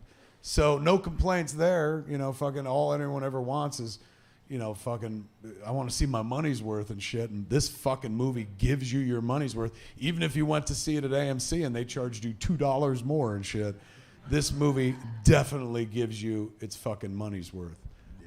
There's a lot of movie there to decipher, to enjoy. All of it very Batman. Like, all of it very in keeping with how the character's been treated by other writers. Very Denny O'Neil, like in moments, in telling its kind of year two-ish story. Even the appearance of what I think was Venom. Juice. Yeah. At one point, he's like down for the count, and all of a sudden he fucking puts this shit in his arm or whatever. And I turned to Mark and I was like, adrenaline? And Ralph goes, Venom, bitch. And I was like, oh, fuck. So they're setting up for shit down the road for, you know, Venom is the shit that made Bane what Bane became. So, you know, and of course the man in the cell who chit-chats with the Riddler, you know, hints and indicates at the world yet to come. And that world is playing it pretty damn straight, playing it pretty real. I like it. Look, it's better than any fucking Batman movie I could ever make. And I don't really have, like, this is what would make it better. Like, you're very good at that sort of thing. You know, but this is not, I don't want fucking the internet to come after me and shit, but I'm not saying I'm a great editor, but as a film editor, for me, I was just like, we can lose that. We can lose that. We can lose that. And make it more efficient, more screenings, but whatever the fuck. It made all the money in the world, so it's not like it needed help doing that. That's just my little pet peeve. I don't like long movies. Fair. I mean, for me, I'm glad it exists because I hope that if Batman and Robin was the end of one spectrum, then maybe this movie's the end of another spectrum. And for me, I think Batman is at its best when it's somewhere in the middle. It's not quite as goofy. Nothing should be as goofy as that. Yeah. But I just need a little more fantasy in my superhero content. I don't actually need it to be that real. And so I think there's a happy medium somewhere that nobody's actually quite cracked yet. But I think that, like, hopefully, for me, this is the end of this road. There was that meme that went around. It's like, it's 1989 and I'm 14 years old and I'm getting a grittier, darker Batman. It's 2005 and I'm 25 years old and I'm getting a grittier, darker Batman. it's 2022 and I'm 40 years old and I'm getting a grittier, darker Batman. Like, we just keep pushing this dial to a place where, again, he's just a fucking guy. He's not the smartest. He's not the best. There's nothing special about this guy. Not even will, per se, because that never seems to be brought to bear, other than I'm happy to get shot a lot, because dodging was the other thing that fucking Alfred taught me. Yeah, he fucking gets shot like point blank in the chest at one point. Like a lot. Yeah. And they don't, I mean, we're just taking it for granted that it's just bulletproof plating and stuff. They never say, he doesn't feel the need like Chris Nolan to obsessively explain how everything could be a real thing.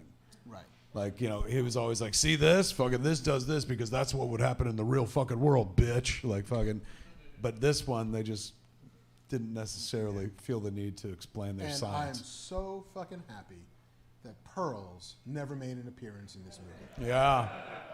Like, and we've talked about it before, but like, I don't need that origin story ever again. No. The same way we no longer need Spider-Man's origin story. Like, I get it. They tweaked the origin story though. This time around they hinted they flat out say that his mother was in asylums when his mother's in Arkham. Martha. His mother A is in Arkham, and then B that she was in and out of sanitariums like when she was younger. Right. Which I guess could point well she passed on something to her kid because he's obviously very committed as well. That's a new wrinkle. What do you think that was all about? I mean, I think it's trying to do that thing where it unifies the theory. It's the unified theory of Batman and of Gotham City, which is, especially the Waynes are in some ways the patron saints of Gotham, but also the agents of destruction of Gotham. Where like if Thomas Wayne built Arkham Asylum ultimately for his wife, and then it goes wrong, like that's fucked up. Is it? They didn't say that though, did they? I think they do. I think they intimate that like Arkham Asylum doesn't exist until Thomas Wayne builds it, because But they don't say he built it for his wife. That'd be fucking so metal. I think inspired by his wife and like his wife's experience in institutions. Like, I'm going to build the best one ever and call him Arkham Asylum after my wife, after her maiden name. And then it just goes fucking south. It goes south when he dies and whatever that was. Was that in the movie or that's your take? That's a bit of my take, but they do mention that he built Arkham Asylum. I like your take. Thanks. It is, let's see, Pattinson does a great job, but I can't wait to see him create a Bruce Wayne who's like completely different than Batman. The Mask, once he puts on hopefully the next movie, there's going to be another movie for sure. This one did a little bit of business, so they're going to do another one. So hopefully there we'll see him bust out a fucking cheeky Bruce Wayne. I thought Zoe Kravitz was great. I thought Colin Farrell was wonderful. I don't know how you arrive at that. How do you go like, let's take a dude who's like thin as a fucking toothpick and make him the Penguin? Like, but it worked. So fucking good, man. Paul Dano didn't really have that much to do. No. He was very kind of boring. A little flat. Never went for it. Sarcasm. Yeah, I mean, he does exactly what he needs to do. What's his name? Who played Alfred? Andy Serkis. A continued fucking treasure, man. Like, this dude is fucking good in everything. Like, and believable, and he could be heartwarming yet still fucking stern and shit. I would have liked more Alfred in this and less incivility toward Alfred. That really bummed me out that Bruce was always just like, fuck you, Alfred. It's like, that's your fucking dad. You're not my dad. And he even says that. You're not my father, Alfred. It's like, come tell me on. what to do. But he kind of is. I'm taking the keys. I'm going for a ride. And, that moment, which was almost amazing when they introduced the Batmobile, and it's like, I'll follow them, Gordon. Don't worry about it. and then you hear the engines roar, and the whine of the engine, the fucking turbine, and the blue light starts to flash. Like, yeah, look at that shit! And then it like, ugh. And it like stalls because he pops the clutch and he can't get into gear right. I'm like, Is that what happened? the car does this like little jump, and then it doesn't do anything. I thought it was just him being like, fucking. Like that kind of thing, like, fucking. Like, you feeling froggy? Come on, jump. Yeah, like, You want flinch, some? motherfucker, flinch. That kind of Which thing. is weird to do in a car, though. I just thought it was like, the fucking 26 angles of and everyone's like, nobody fucking moves for 20 seconds while this car revs its engine and shit. But that's a movie. That's a movie. Have we rendered a take on the Batman? Yeah, I think so. And hopefully what communicates is I liked it. I did. I liked it. It's better than any Batman movie I could ever make and stuff. But here's what I'll say. I think of this very much like Batman Begins. This feels, I'm not saying it's the exact same movie, but I had the same take on it. When I saw Batman Begins, I was like, oh shit, that's clever. Well done. But I wasn't like, oh my God, this is my religion, until it became The Dark Knight. So I look forward to what he does next. I think his next Batman movie will absolutely fucking steal my head and heart if it follows, like, Batman Begins to The Dark Knight. And I think that's absolutely possible. So I liked this, but I bet you I'll love the next one. Okay. What's your final summation? Mr. E, former EW. Didn't you guys used to have to pithily fucking sum shit up in a black sentence? Like a darker sentence? Yeah. Like, I appreciate the ambition because they were really going for a thing. And I appreciate the choices. This was not a movie that was afraid to make real hard choices on things. Mm-hmm. And that's always hard to do when dealing in a giant studio atmosphere where they would rather things be a little nebulous and like, let's not decide there's no Wayne Manor, there's a Wayne Tower. Let's not decide that there's no mansion somewhere, that he fucking lives in the middle of Gotham. Like, that's kind of cool. Makes sense. This movie makes lots of choices, especially about the mythos that are interesting. The Martha's a Wayne, not just another member of Gotham Society, but, Martha's an Arkham. Yeah. Like, that's an innovation on the previously existing canon. The lenses, this contact lenses, which I fucking love, which shoot everything. Yeah. Record everything. I think there's some really interesting decisions on the margins, but I think that going forward, and hopefully that, to your point, it's Batman Begins that will lead to a thing that's richer and deeper and more emotionally resonant, and that gives this Batman and this Bruce Wayne a bit more to do, because again, the Riddler would have done all the things that the Riddler had done if Batman was not there, and I don't necessarily need my Batman to be an ineffectual hero. He needs to do a thing. And Catwoman, by the way, gets the guy who gives them all of the information. I'm going to go get that dude who I think might have killed my mom. And then she brings him to that tower, and she's going to get confession out of him, as Bruce is like, maybe don't shoot him. That's kind of all he does in that scene. She solves the crime. She knows who did it. She knows why. It's like, I kind of need more from the titular character of my movie, to not just be a bystander in his own adventure. I hadn't thought of that. I guess you're right in terms of she does fucking get to the bottom of things. He's the Indiana Jones of the Batman. Explain that reference for those that don't know. If you will track the events of Raiders of the Lost Ark, you will discover that Henry Jones Jr. does nothing to stop the Nazis from getting what they want, because what they want to do is take the Ark to this island, open it up, and then prove that there's magic in there to show it to Hitler. And so if Indiana Jones never showed up to that movie, they would have done the very same thing. It would have taken them longer to get there. They might have just put it on a plane and it would have been like 20 minutes long. He's a speed bump on their road to getting what they think they want. And it's fine because we love Indiana Jones. It's fine because it's a fucking romp and it's an adventure and the character's amazing. But he doesn't actually bear that much impact on the bad guy's plan. And I think that Bruce Wayne / Batman in this movie is very much the same, which is the Riddler wins. He gets exactly what he wants to get. He does exactly what he wants to do, except for maybe we're going to kill the mayor, which he doesn't get to pull off, which feels like an afterthought anyway. I was also glad they teased the whole like Bruce Wayne, and I'm like, not another motherfucker who knows who this motherfucker is. Like, come on, man. Like I didn't like that about Lex Luthor and Batman v Superman. He knew everybody's secret identity. I'm like, come on, that sucks. So they hinted at that, and then he fucking pulls back from it, and I was like, oh, thank God. I prefer my Batman to have a secret identity. Even though, like, it just takes some cognitive thought to be like, who could afford all this?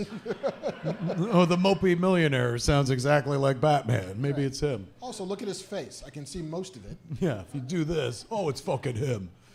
How do you think kids play Batman these days? Like, do they have action figures for this movie? I would love to see the kids commercial with these actors. Remember, like, the Star Wars commercials where they're like, oh, man, we're doing the adventure. I'm vengeance. No, I'm vengeance. Yeah. We're both vengeance. Pray to me. You're right, Timmy. Pray to you. You may not see the pearls, but I'm real sad my parents died. It's just like when we were kids, you could have a Batman action figure and play shit. These movies, I think, have made it progressively harder for a kid to pick up a Batman toy and feel anything but fucking empathy and sorrow. Who's your Batman? He throws him against the wall. He's like, he's Squirrel Suit Batman who's not good at it yet. Live the adventure.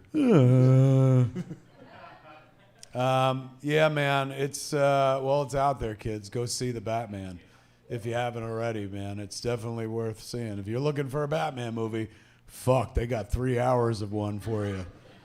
And somehow we didn't also tell you everything that happens in it. Yeah, we missed a lot of stuff, I'm sure. Hey, Banff man, what's the chat looking like? Are we dead meat or what?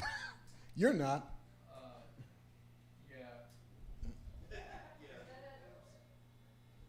Uh-oh, are you dead meat? They killed your mic? They won't let you I killed my mic. People don't like Mark's take. Imagine that. Is the easiest way to say it. The only thing they said about you is Kevin is a filthy line cutter because you budged to see Batman 89.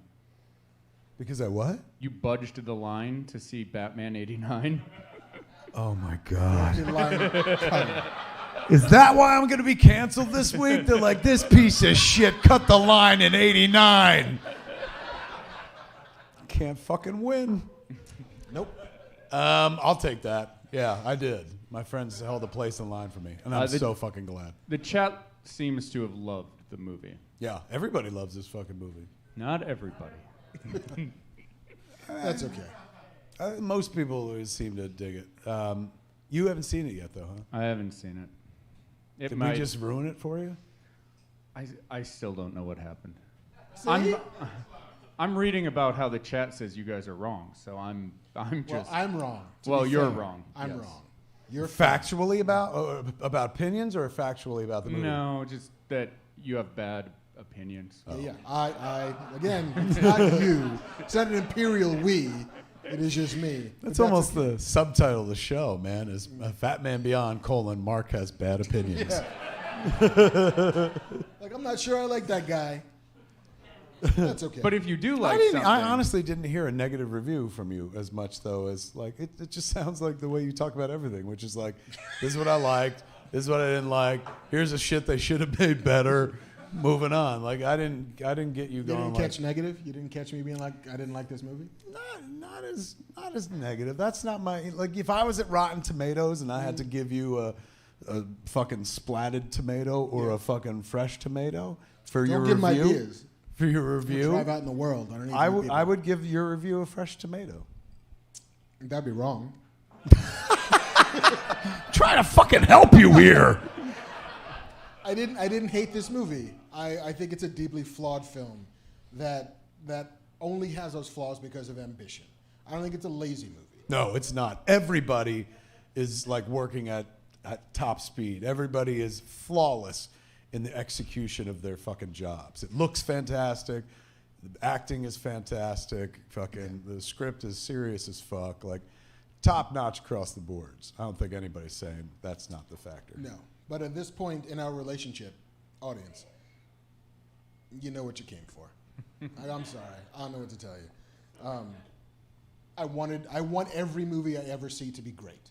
And then the mission for me is to find out, again, for me, why it isn't. You know, what you could have done to help tell the story it wants to tell a little bit better. And I try not to do that too much because I like to take movies for what they are and try and figure out what its intentions were. But the writer in me sometimes can't help just trying to nudge it along its path. But hey, if you loved it, I'm so glad you loved it, because the world needs ways for you to find joy. And if this is one of those ways, go for it. Like, love it to pieces. Tell everybody you've ever met that you should go see The Batman, because that way we get more Batman movies. And then maybe for me, we'll find one that hits the sweet spot. But if you're finding joy in The Batman, seek a therapist, because there are other things that'll put a smile on your face. Not to say that the Batman's depressing. It's just, it's pretty depressing. It's pretty fucking somber. I mean, the amount of fighting this guy does with Alfred really made me fucking blue. He's your only tether to the real world. It made me want to call my mother and be like, I'm so sorry I was ever an asshole to you or something. Yeah, go check out The Batman, kids. I'll tell you, we just got the fucking single greatest incarnation of the Batman ever in the fucking trailer for the League of Super Pets. Have you seen the trailer yet? Keanu Reeves. Keanu Batman? Oh my God, where he's like, you are a dog. I am the Batman. Oh, I fucking loved it so much. That movie looks fucking good. That wasn't even really on my radar. I was like, ugh, Super Pets. But that trailer is charming. I remember when they cast The Rock as Crypto. I was like, huh. Yeah. This feels weird. And then the trailer started. I'm like, huh, what the fuck is this? And then it's, oh shit, it's that part. Oh, cool. Yeah. Fucking Keanu? I look forward to that. It looks fucking legit good to me. I mean, what was he in Toy Story 4? Was he Duke Kaboom? Yeah. Is that it? I'm here for Keanu Reeves doing like really weird voices that are perfect for Keanu Reeves to do. And Kevin Hart is Ace the Bat Hound. Like, there's a moment in the trailer where Batman's just like, when I was a child. Are you motherfuckers trying to kill me? He goes, I gotta drive home at some point. they're like, keep talking about the Batman, Mark. Yeah. Chat paid us. They Venmoed us money to get you wasted. He goes, Batman goes like, when I was a child, my family was taken from me. And then they cut to fucking Ace the Bat Hound. He goes, when I was a puppy, I was taken from my family. So fucking good. I look forward to watching that. All right. Done with the Batman? Done with the Batman. Do we have news to talk about this week? We got one more ad we got to do. And then news? And then news. Well, okay. Should we do the news and then do the ad and then do the Q&A? I know one person will be very unhappy if we do that. Then let's do what that person wants. Who's our second sponsor of the evening, ladies and gentlemen? Our second sponsor, the good folks at Keeps. Keeps! Give it up for the good folks at Keeps, man. All they're interested in doing is making you keep your hair. That's it. They just want you to keep it. They put it right there in the name. They don't bury the fucking lead. Nope, Keeps, K-E-E-P-S. Go to, what is the website? keeps.com/fatman to receive your first month of treatment for free. That's keeps.com/fatman to get your first month free. Kids, don't be wed to a fucking backwards baseball cap for the rest of your life. You use Keeps and you'll keep your fucking hair, and you fucking look at people in baseball caps and be like, I know what you're hiding under there, you piece of shit. Keeps is going to let you keep what you got. I wish this shit existed when I was a youngster. Oh, I fucking wish it existed. But it doesn't. But all good things come too late, man. It does. More than 50 million men in the U.S. suffer from male pattern baldness. That's 2 out of 3 guys will experience some form of hair loss by the time they're 35. 1, 2. Where's the third guy? JC. Well, he's got a whole fucking head of hair. Fucking like it's Pete Mitchell style hair right there. Look at it. Just, I gotta stop looking. Is that a Top Gun reference? Yeah, it is, baby. To the danger zone with you in your head. Keeps offers a simple, affordable, and stress-free way to keep your hair via convenient virtual doctor's consultations and medications delivered through the mail every 3 months, 24/7 care and support, and a low cost. Treatments start at $10 per month, and Keeps offers generic versions of the 2 FDA-approved medications to prevent hair loss. So, if you're ready to take action to prevent hair loss, Go to keeps.com/fatman or use the code FATMAN at checkout to get your first month free. keeps.com/fatman. We must have a fucking hair-thinning audience, ladies and gentlemen, because the good folks at Keeps have been with us for years now. Years. So you must be feeding the kitty over there. So thank you, all of you who have ordered Keeps, man. And we thank the good folks at Keeps for sponsoring Fat Man Beyond. Give it up for Keeps. Boop, boop, boop, boop, boop. Some news. Okay, what's the news? We're going to go bat heavy on this news. Okay. I want it to be on theme. Batman opened to over $134 million domestically. Oh, they made a bunch of money. That's got to be one of the best openings of the pandemic era. I believe it is. I believe it barely beat Spider-Man No Way Home. What? No, it didn't Well, beat shit. Spider-Man was the biggest opening of the pandemic era. Hold. It's coming through now, Con. Spider-Man No Way Home opened with $128.5 million. The Batman opened at $134 million. Oh my God, man. Batman beat up Spider-Man. I know. Go home, Spider-Man. Oh, you don't know how to get there? I'll help you. There's no way. Wow, man. Fucking, do you think, but there's no way it outgrosses Spider-Man No Way Home, do you think? It's unclear. You know, it's at 258 million worldwide after its first weekend. It just needs to keep pace, and there's not much that's in the way of it. Not much competition, really, until fucking Doctor Strange 2 opens up. When's that? May. So, wow, so they got 2 months free and clear. They got a lot of runway. Morbius. I mean, Morbius. Sure. Nate, you're adorable. People are like, I'm turning my back on fucking Battinson because I'm getting ready for Morbius. Yeah, true. It's the Secrets of Dumbledore. Dumbledore's coming. Is anybody excited about that? No. Some folks are. There are people. I've not caught up with those Fantastic Beast movies. Yeah, I saw But the this first one's one. very close to, like, they take it to Hogwarts, right? So it's like, this is the first one that's It seems super to be, Harry Pottery. It seems to be very much about Dumbledore, which my question was always, if you told me that it was going to be hot, gay, young Dumbledore, why all of these movies weren't fucking about hot, young, gay Dumbledore? Yeah. He's like, you want to see me make some magic? Yeah. Expecto Patronum. I don't even know what that means. I guess that's a big flick that people are looking forward to as well. Yeah. Kind of biased, right? We always talk about superhero movies, but that's kind of a superhero movie. The Harry Potter, you know, he is a superhero of sorts. He's got a tragic fucking childhood and Much stuff. like Batman, he's the boy who lived. Exactly. But yeah, I'm not lining up to see that flick. You're not that dude? No, and not because I'm like, it sucks. They didn't capture my imagination with the Fantastic Beast movies. Like, they kept me all throughout the Potters, man, because I used to read those books when the kid was little. But then when they did this thing, I was like, But, so yeah, it looks like the Batman will continue to earn for quite some time. It will. Hopefully in the 45 days before it shows up on HBO Max. Is that when it's coming?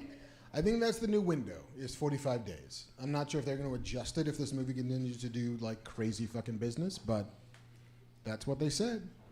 That's what the people said. I look forward to watching it. I'll watch it a bunch. Will you? I will. I watched Batman v Superman so many times over and over because I was like, one day I'm going to love this movie. And I did. I just kept watching it and watching it and watching it. So I think I'm going to do the same with the Batman. I'll watch it obsessively and fucking, like, when I got nothing going on, I'll just pop that on. It has one of the best openings of a Batman movie ever. Just says the Batman and they're playing classical music or Ave Maria or something like that. And it doesn't even begin with him. Like, it's not even like Batman's POV. You start with the Riddler. Spoilers. I mean, the whole fucking thing is spoilers. Yeah, way to come in at the end with the spoilers. Honestly, I'll watch like the first 2 hours over and over again. And that's not to say that the last hour or the last 45 minutes sucks or something like that. Not at all. But it does feel like a bifurcated movie. It feels like 2/3 of it is a detective noir thriller, and then the last third is a superhero movie comes out of nowhere and stuff. And I liked the noir. I liked the detective thing. I thought that was really original and brand new and stuff. Him taking on a like fucking citywide threat, we've seen that like a bunch before. So I imagine I'll rewatch the first 2 hours like over and over and over again. And again, not where I'm like, oh, it's this, the flood, fuck them. It's just that's when I'll probably be less interested. And then if it follows Batman v Superman, I'll start watching just the flood hour over and over again so that I fall in love with that. I devote a lot of time to Batman movies, Mark. Yeah. Yeah, you do. That's why we're here. If they don't steal my heart, I'll make them steal my heart. I'll find a way to love you yet. Yes. In other Bat news, Zoe Kravitz did an interview with The Observer and revealed that she tried to audition for a role in The Dark Knight Rises. Specifically the role that Juno Temple ended up getting as a friend. Oh, who of was Selena the buddy, Kyle, the buddy, right? the buddy of Selena Kyle, and was told that she was rejected after she was told she was too urban for the part. Oh shit, meaning she lives in Los Angeles? Yeah, no, she's a city dweller. Wow, fucking, how many years ago was that?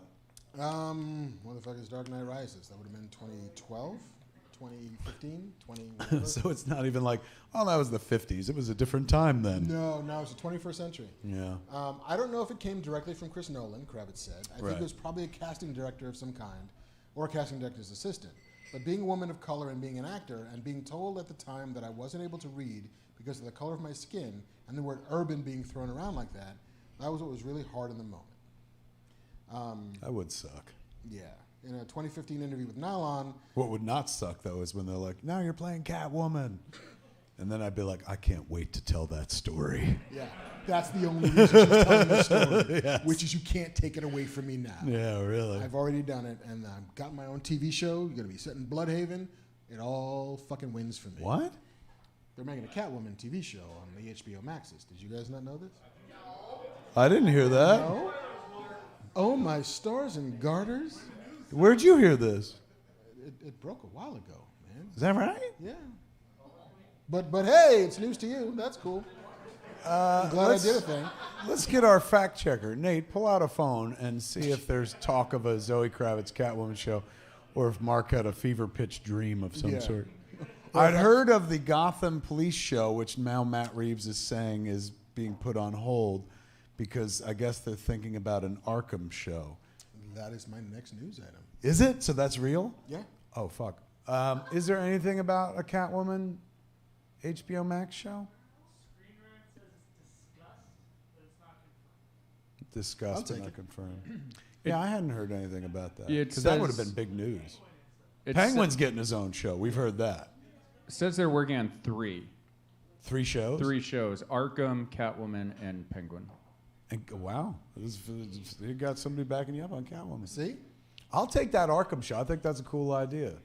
The idea of like they could use the show to develop villains that maybe are lesser fucking villains that could pop up in the future, the Batman movies or whatever they call the Batman sequel. I like that. I love that we're in a world now where it's like we have a possibility of watching a streaming Arkham show where every week they're like, oh, let's do the fucking secret origin of one of these crazy villains from the Rogues Gallery. Like What a King great time to Tut be alive. or Yeah. Egghead. Egghead. Why would you choose 2 villains from the TV show? They have so many fucking comic book villains to choose from. But yes, like to skip to the next item, Matt Reeves has been clearly doing press for his little Batman picture, and he said that the Seems like a nice guy. he does. The Gotham Police Department show has evolved into a series focused on Arkham Asylum. He compared it to a horror movie or haunted house story. The spin-off, which had never been officially named, was announced in 2020 and was set to focus on Jim Gordon. And it was supposed to take inspiration from the movie Prince of the City, centering on a cop who's battling for his soul, who's reawakened by a rising Gotham City vigilante, the Batman.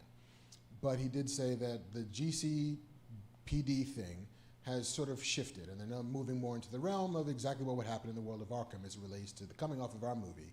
And some of the characters, again, in their origins, it's like a horror movie, haunted house movie. I'll take that. I would rather watch that than a Gotham Central TV show or Gotham PD TV show. Fucking Arkham Asylum, and they give us like fucking Rogues Gallery Origins every episode or every other episode. Oh!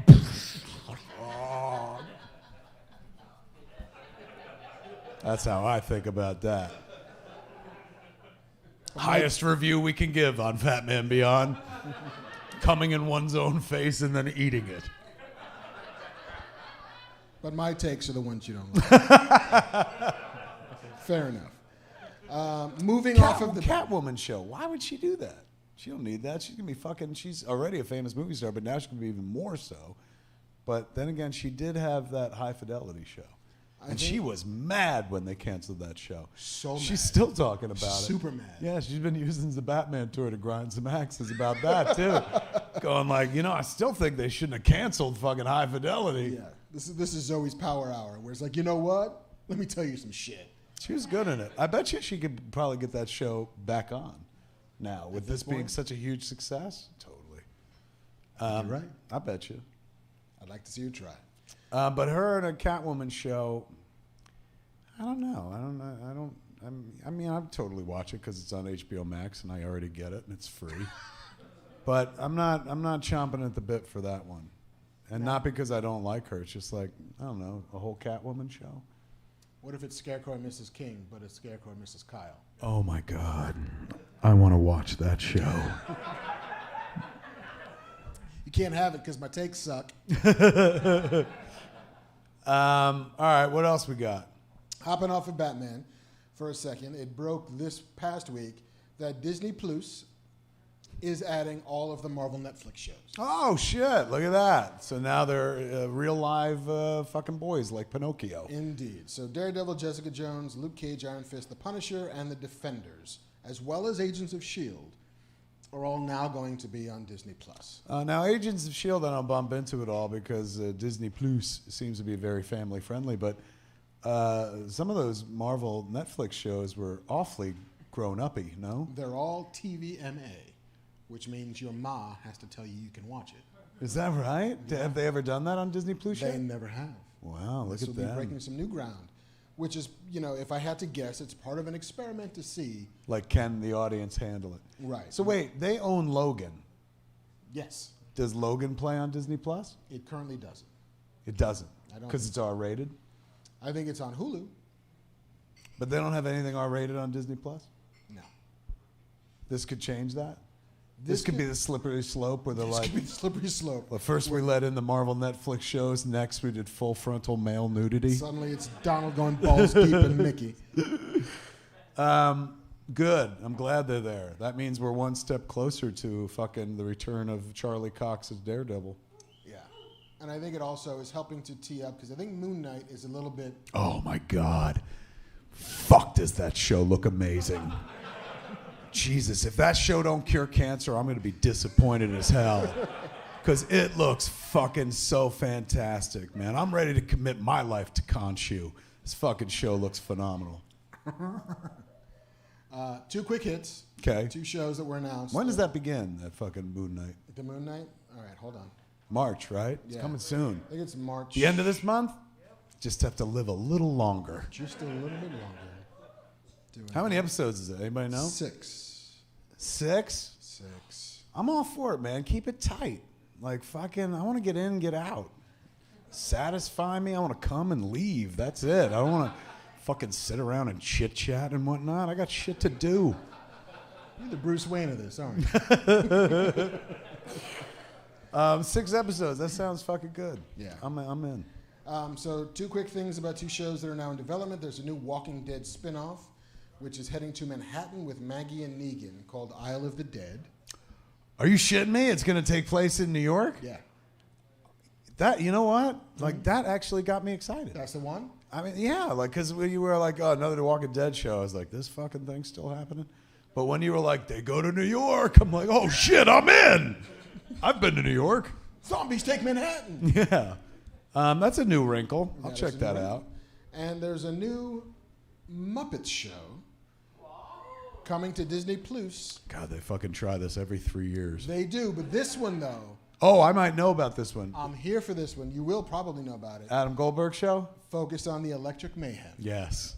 Adam Goldberg of the Goldbergs is doing a Muppet show that is focused on a Dr. Teeth and the Electric Mayhem. It's mostly the fucking band. Yeah. The series will follow the Electric Mayhem band as they go on an epic musical journey to finally record their first studio album. That's a clever fucking concept. Isn't it though? I'm here Yeah. for it.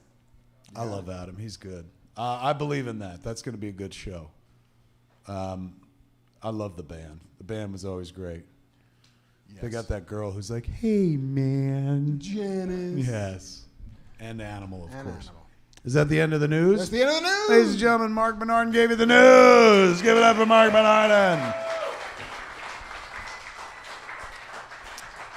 Okay, we reached the part of the show that involves you, the audience, ladies and gentlemen. You wrote down some fucking questions. You gave them to JC, and JC has picked a few. Before we jump there, though, one of these cards that was up here with all the stuff that we signed says, could you give a shout out to the Los Angeles Mission? I work for this homeless shelter in Skid Row.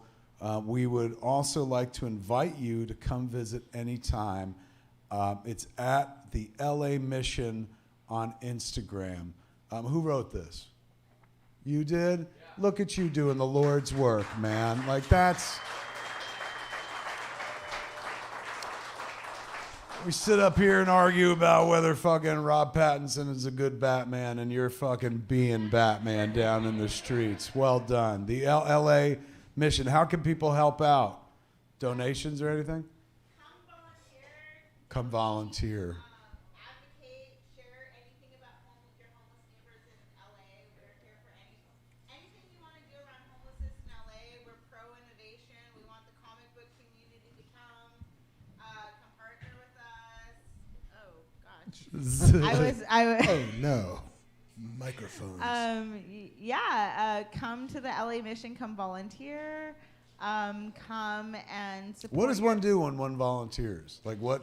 You can come serve in our. I don't like to clean toilets. Is that a thing? Because I don't do that at my own fucking house. You want to come clean toilets? You can come clean. No, toilets. I don't want to do that. Like, you can come. Well, do you need somebody to come podcast for like 3 hours? We have a podcast with our CEO. We actually have. We have one of the few CEOs in Los Angeles that has lived experience of homelessness in LA. Our first CEO, who's African American, who has a lived experience of homelessness. He is heading our organization. We have an Easter event coming up, and we're also doing a Race to Feed campaign. We're inviting anybody to come, if you're a cook or anything, to come sponsor meals to come out into the community.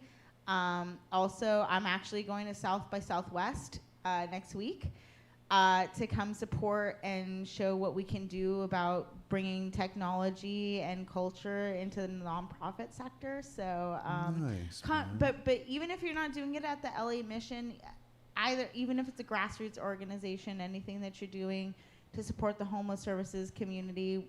My friend and I, Steve's birthday was last week. He works in homeless services. Steve got the too. fucking record player last week. Yeah, didn't he? Steve got the record player last week.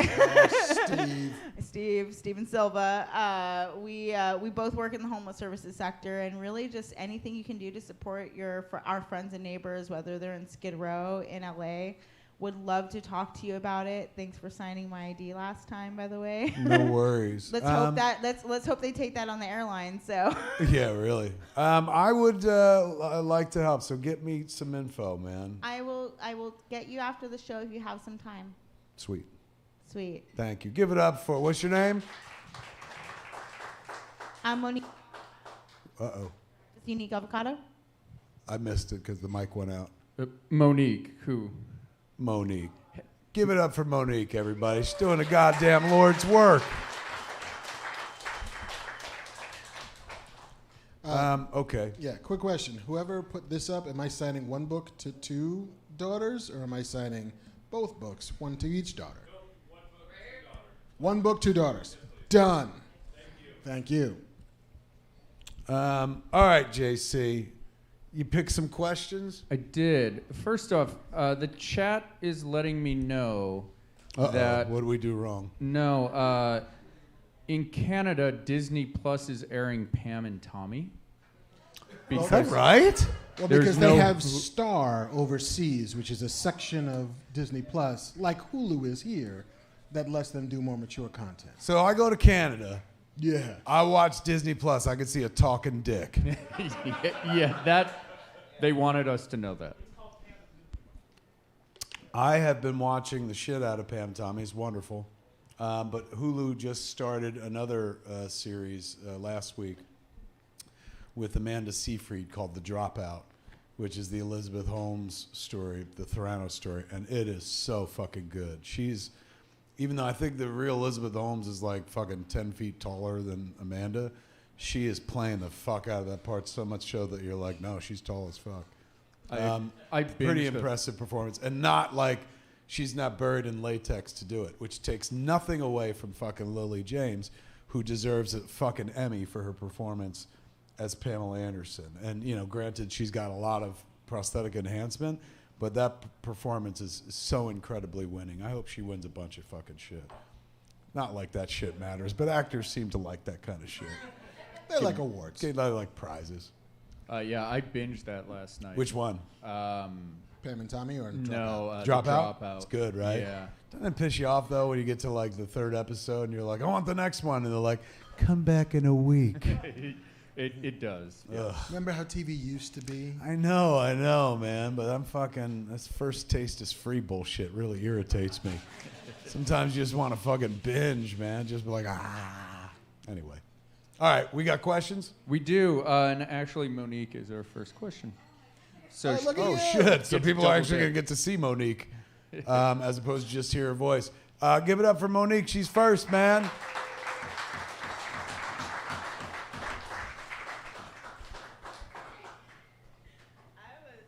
Okay. So it's international. You were Women- wearing the fuck out of that scarf. Well done, man. I'm a Slytherin, Harry Potter. Hey. Yeah. I also Hey, where my represent the parcel homeless, tongues at? homeless services community in LA. So it's International Women's Day today. It is. My wife told me that right before I left the house. She's like, So- don't forget it's International Women's It Day. is. And my nerd question is, who has the stupidest outfit and hair amongst women characters in your favorite geekdoms that compromise their superpowers or work? So whose hair and outfits undermine their badassery?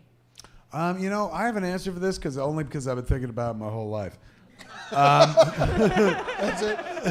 I've been waiting my whole life for this question. Finally, I get to say this. I love the look of Batgirl. Everything about the look of the character, from its original incarnation, even up to the current incarnation. We've seen images of the forthcoming Batgirl HBO Max movie. I love the character. I love the look of the character. I wouldn't change a fucking thing. However, in the real world, there is no reason, no good reason, to put hair onto a cowl. That just gives a villain one more fucking thing to grab and swing you around. You're already wearing a cape, which is easily fucking grabbable. But then to put fucking hair, like if it's one thing if it's your hair and you're like, I ain't cutting this shit, not even for crime. Like, all right, you got to deal with that. But you're putting on a fucking fake wig, like to what? Throw people off the scent that you're a librarian? So like, Batgirl's hair is always, as much as I love the look of it, I think it's not functional or it doesn't make sense whatsoever. I'll buy everything about Batgirl except that hair, man. You? Maybe it's because I spent actual money to go see the Inhumans in IMAX. Oh shit. Like literal fucking dollars. And like not cheap dollars either. It's IMAX fucking It's money. IMAX dollars, Even yeah. a matinee was like $15 to go see that piece of shit. And Medusa. Oh my God, you lost the other half of chat now. Sorry, guys, for like the 8 people who thought the Inhumans was great. Note that was not on one of those series they're bringing to fucking Disney Plus. They'd much rather. Is that right? Yeah, they're never gonna admit they made that thing. So, Medusa's hair is stupid. In that movie. In that movie, like I think there's probably a In way the to comics, it works. make preternaturally like agile hair. Better. Prehensile hair. She can use it to pick shit up. Prehensile and prenatural. And preternatural. Preternatural. Preternatural. Either one of those pre-words. Yeah. I'm sorry, man. I'm too fucking Wakanda's in. I see your fucking your empty drinks. Because not Wakanda forever. Wakanda 2 drinks. That's it. We can't do this forever. Wakanda have a limit. Did you know that the Wakanda greeting is actually based on a Yoruban actual greeting that is used? This? I did know Yeah, in that. Yoruba culture, this is actually used as a greeting. What kind of person you think I am that I'm going to keep drinking Wakanda forevers? The right kind of person, it seems. But can you take that Black Widow? No, I can't. It's just too much for me. But I think, and it's general geekdom, right? It's not specifically superheroes. I never bought that Rapunzel's fucking hair follicles were so goddamn strong that she could hoist a person up by her hair. That never made no kind of sense to me. And granted, maybe it's magic hair, but it's the same kind of like, I got a bionic arm. Do you have a bionic spine? Because otherwise, your arm is going to rip off if you try to lift that car, son. I don't know what you're doing. Oh my God, I fucking. When I wrote years ago, when I wrote the Bionic Man screenplay, $6 Million Man, and then Dynamite turned it into a comic book years later. But I wrote, like, in the original, in the book Cyborg, and in the TV show The $6 Million Man, it was based on the book Cyborg.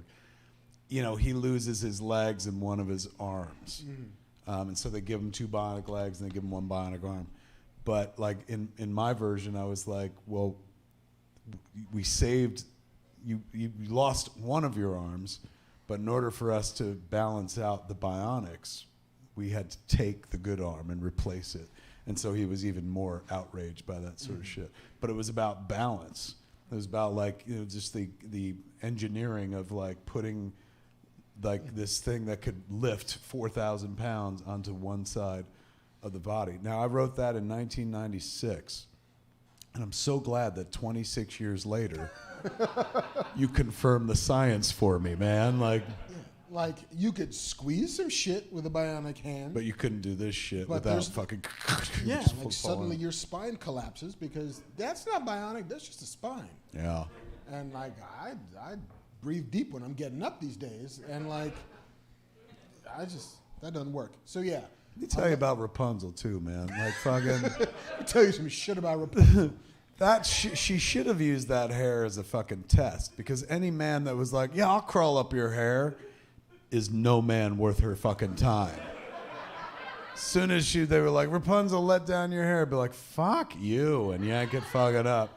And then you fucking get with the guy who's like, I figured shit out, Wile E. Coyote style, to get up there. Yeah, Not using her Shouldn't hair. be that fucking easy. Like now, but if it's like Michelle Yeoh style, where she's whipping that hair around like it's got a spear at the end of it, Oh, shit. here for it. But the base of that scalp should not be holding up an actual man person. No. Any number of Hustler cartoons would tell you that it was pubic hair. And that would be even fucking harder to climb up, I'll tell you what. Yeah, little Annie Fanny had it going. All right, fucking Yeah. Rapunzel. Happy International Women's Day. You I guess. Are you happy with that, Monique? Oh, I'm so happy. Do with we that. have any prizes? We do. 40X have- behind you. We have and Nate. posters and 40X. And 40X tickets. Yeah, we forgot the parade of prizes. Ladies and gentlemen, for those who get to ask a question tonight, they're going to walk away with this gorgeous Nate Gonzalez print. Look at that shit, man. Featuring Fat Man Beyond Himself and Mark as Jim Gordon. Yes. And you're also going to get 2 tickets to 40X, man, which I wholeheartedly recommend you use to go see the Batman. Bring soap because you're going to get wet in the Yeah. shower, so you can get 2 things done at once. Bring some of that native. Bring fucking Native. Well done. Fucking well done. I'm going to support Native after We this. thank the good folks at 40X and Brett Deacon for getting us these tickets. And this poster and this tickets go to Monique. Give it up for Monique. Woo!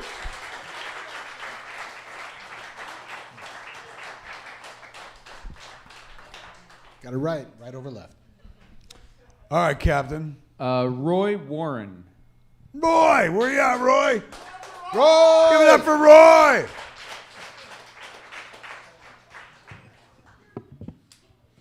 Out of Jack, I'm nervous.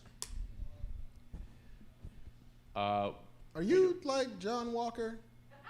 Like, there's some real like Captain America, but like Trying to make you blush, Mark. you got some vibes going. I'm just saying.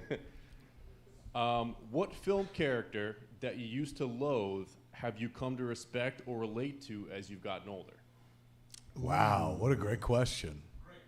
That is a great question. That was your buddy. He's like, that is a great question. You're fucking right. He's my fucking Couldn't friend. admit it, but Jerry made me do it. So Jerry's the reason. Nice job, Jerry. Well done, Jerry. What film character that I Although, used to hate? we're not a bank, Jerry. Let's see. Who did I fucking hate? And then I grew up to like. I'm not sure I can go as far as like, Okay. but understand. Okay. I, for a very, very long time, hated Carter J. Burke from Aliens. Paul Reiser. Yeah, oh yeah. He presents in the movie as an asshole, right? Like he's the guy who fucks over. Like you don't see them fucking themselves over for a goddamn percentage. Like he's the one who puts the fucking the face hugger in the middle of Newt and Ripley's cabin. He's the one trying to smuggle these things back. He's the one who wants to bring it back for weapons research. And Ripley and crew are like, we got to nuke the site from orbit. Only way to be sure. But here's just a dude trying to fucking do what his bosses tell him to do. Here's a guy who's just like middle management. He's probably got a wife that he doesn't really love, but a daughter that he loves to death. He's like, I just want to be able to get my bonus at the end of the year, buy her a fucking pony, and everybody wins. Like, I'm just a guy trying to make it work. And here's these fucking space marines and their weird ass pseudo boss just fucking my shit up. Like, nobody's gonna get hurt except these people. That's fine. I don't know. You don't see the aliens fucking each over for a percentage, Mark. I'm just saying, I understand why he does what he does. I sympathize a little bit. He's still not great about it, but I understand it. I don't know if I like him, but I understand it. Same thing with the mayor from Jaws. Like, he's just a fucking... You're really pulling together an Avengers team of movie assholes, man. I'm like, it's like the bureaucrats. And all they're going to do is, like, not really save things, but try a little bit. But, like, he's just a dude who's like, man, Martin, I don't want this summer to go away. These people, I love these people. They just need to let some steam off. I think that You're softening his approach, though. You're like, man, Martin, I don't want the summer to go away. This motherfucker was like, Amityville is a summer town. We need summer dollars. Like, that guy was born on Front Street, so businessman. He didn't give a fuck about the people of Amityville. He just didn't want to catch shit when they were like, I can't sell my fucking shit because nobody's coming. The needs of the many outweigh the needs of the few. There's a couple people who got to die. I don't want to watch Jaws from the fucking POV of the mayor. Like, all I was trying to do was save a summer for these folks who rely on their summer dollars to make their years. He's just trying to save his job. He's like, if one more person gets fucking eaten, I'm going to get blamed and shit, because the mayor always gets fucking blamed. He's like, but I could push this off on the fucking cop. Yeah, the New York cop. That's what who Jaws we don't is like, about. who can't swim. Now I kind of want to see the mayor version of that movie. The POV of the mayor, of Larry Vaughn. My kids were on that beach too, Martin. Let me see. Character that I didn't like but now respect. Did you ever see Last Temptation of Christ? Absolutely. Christ? This Jesus character is wholly unbelievable. Magic man who's got a kind heart and a kind word for everybody. Growing up, I was like, bullshit. But now They don't need these many fishes. Yeah. Now as an adult, I'm like, you know what? He's Jesus all right. is just all right with me, man. No, let's see. Who did I not like as a child but like now? My grandfather. Yeah, I didn't like him when I was a kid. He was so...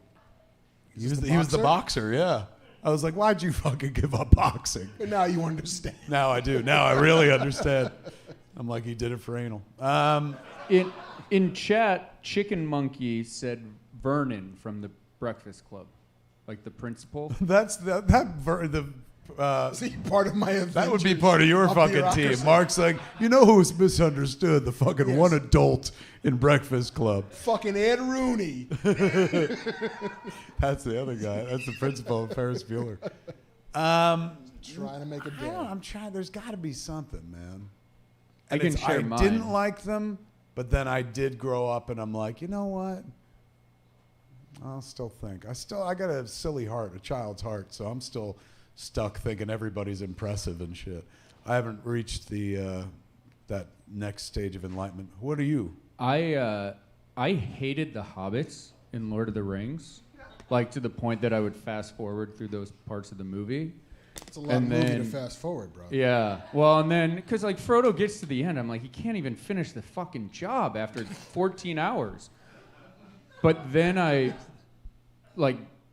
as I'm approaching 40, I rewatched the extended cuts. And there's this scene at the beginning where they're hanging out in a bar having a good time, and everybody's having this great time. And then at the end, spoilers of the extended version of Return of the King, the like 4 hobbits are like sitting there like dour, and everybody else is having a good time. And I was like, oh my God, the hobbit's journey is like growing up.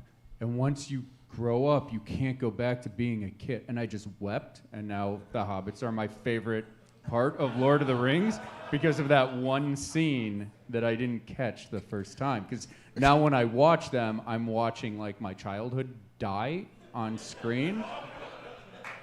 And so now as an adult, I love them, whereas when I was in my early 20s, I hated them because I also was like, love that there's a version of Lord of the Rings that you watch that's like 45 minutes long. Like, there we go. Aragorn, what are you up to, homie? Woo! I just think it's incredibly charming that he fucking found himself watching the fucking hobbits going like, there but for the grace of God go I. I want to dance on the bed with Gandalf too. Perhaps I can escape the Eye of Sauron as well. Yeah, I don't have any. I'm trying to think if there's some character. Johnny Lawrence? Yeah, I mean, I guess the whole world. That's a good point. I guess good point. My opinion of Johnny Lawrence has evolved. Used to be like, what a prick. And now it's just like, he's my kind of prick. Good point. Stole his girlfriend, What is it? and somebody came, stole his girlfriend, kicked his ass, and they were pissed at him. It's true, man. And they were painted him as the villain. I didn't watch the current season yet of Cobra Kai. Has Elizabeth Shue come back yet or no? Everyone said no, but one person said yes. Was that Elizabeth Shue? Soon. She came back? Oh, then I did see that. Yeah, I saw that. No, did I? No, yeah, I saw that. Yeah. Now I'm getting her confused with fucking The Boys. I'm like, wait, didn't she get killed? After expressing some milk for Homelander? I was in The Boys cartoon. Yeah, Diabolical. Diabolical. I played Booby Face. Booby Face? Yeah, that was my character. He took Vought serum and he got boobs for eyes. Lucky That kind of bastard. drape in front of his face. So when I was doing the record, I was going like and shit like that. It's fun. But they killed my character off just like that. One episode. It was Justin Roiland's episode. It was very funny. Spoilers. Yeah. Way to go. Don't hold out hope for Booby Face, folks. It's okay. He comes and he goes. I've spent my life holding out hope for Booby Face. Then you'll love this. Yeah, I can't think of anybody that like other than Johnny Lawrence, which was foisted on me, rightfully so. It's a good answer. Yeah, I'm It going was to a go really off good now and answer. write the ex-principals show. All the adults. All the adults, all the middle managers, all the guys just trying to fucking make the day. I mean, I remember as a kid, I was not into Kermit. What did he do to you? I was just like, I don't give a fuck how easy it is being green. Like fucking, I was there for Fozzie, for Ralph. It's not easy being white, Kermit. I was pulling both sides shit with fucking Kermit. But as I got older, Kermit, I like meant more to me than the others. Like, you know, fucking Fozzie's a fucking clown, whereas like Kermit's got real soul and shit. You got responsibilities. Yeah, that's true. When I was a child, I thought like a child and I appreciated Fozzie, but when I became a man, I realized we're all Kermit at heart. And I accepted the fact that it's not easy being green. No. Yeah. You know who else I was a little shitty on Who? as a kid? Scatman Crothers in The Shining. What? Because What are you, Hitler? Who doesn't fucking like Scatman Crothers I in The love Shining? Scatman Crothers. You like ice cream, Doc? Oh, I like a lot of ice cream. Do you ever see The Shining? It was just like, I hated that he was so useless in the ending because like he just shows up and gets axed in the face. Not in the face, in the chest. In the chest. My bad. If I can remember, Nicholson's just like, ah, and fucking stabs him right with the fuck. Oh my god! As a child, I was like, he was there to help. They're fucked. But like, Which I think was the point of that scene. right. But as an older man, as I'm approaching Scatman Crothers' own age, I'm not that far off from being Scatman's age. You're feeling dick hollering? My dick be hollering. and I suddenly had all this empathy for this guy who's like, I was vacationing in Miami, and I got a fucking premonition, and then I got on a plane, I rented a car, I got a fucking snowcat. Like, the lengths he went to try and save this kid that he met once, Yeah. suddenly made him a hero to me. Even if he gets fucking like, you know, stabbed in the chest like a punk, it was still the level of devotion that he had to Danny. Yeah. Suddenly made him a bit more vibrant to me. I always liked him and shit, but so he didn't grow on me like he did for you. I always thought he was cool, and I was always sad that he didn't get to do more in the end. I thought it was cool because it was like that scene where he's just laying on his bed and there's a giant velvet painting of a naked black lady above him. I'm like, that's a baller. Yeah, you're like, let's find out his story. What are you doing in Miami, son? Yeah. He left all that behind to go help a little kid in the snow. How come he didn't see the fucking axe coming, you know? Shining didn't show him that, right? Again? Yeah. It's different in the book. Yeah, what happens in the book?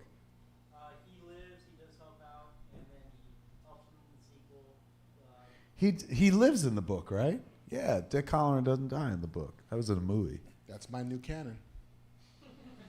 What, Dick Halloran doesn't die in the book? Dick Halloran remains alive. Yes. He Dick lives Halloran. in you. He lives in all of us, Kevin. You need a shirt, man. Like one of those, like, what is the shirt you wear? Like, Resistance is futile. Yeah, Be or- humble, let motherfuckers know. yes, and you need one that just says, Dick Halloran lives. ... in me.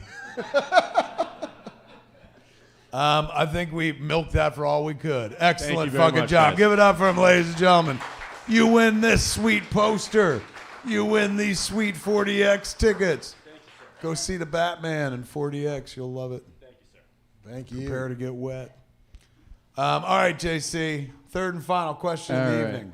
I like this one. The guy or gal is JC Coombs.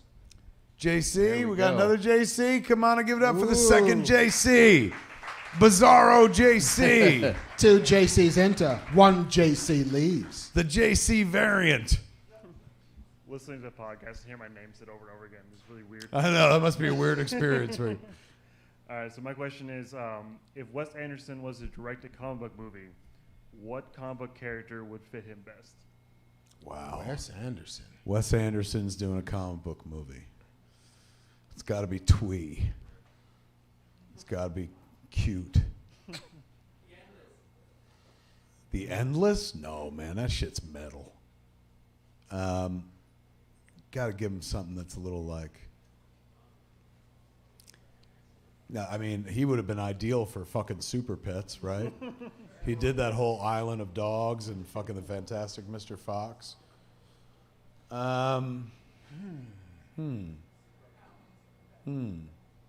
Deep thoughts. Yeah, man. I'm trying to think, like, what would fit his sensibilities best? Probably Doom Patrol. You know, that I could see him lining up nicely enough with Doom Patrol. You? I think the Fantastic Case of Four Adventurers would be interesting, and letting him do the Fantastic Four. Oh. But I think family works with Wes Anderson. I think it's very like, Royal Tenenbaums. I think the characters are outlandish enough that you could play like deadpan with the things like, oh, my arm is off again. It's so long. Look at Bill Murray gets to play fucking Reed Richards. Oh my God. That made me so excited. There's that. Yeah. And the requisite one black guy plays the Thing. This is Danny Glover. I'm getting too rock for this shit. Danny Glover. What else would Wes Anderson be good for? Astro Boy? That's not bad. Yeah, that's true. Can see that. Squirrel Girl. That could be a very Wes Anderson thing.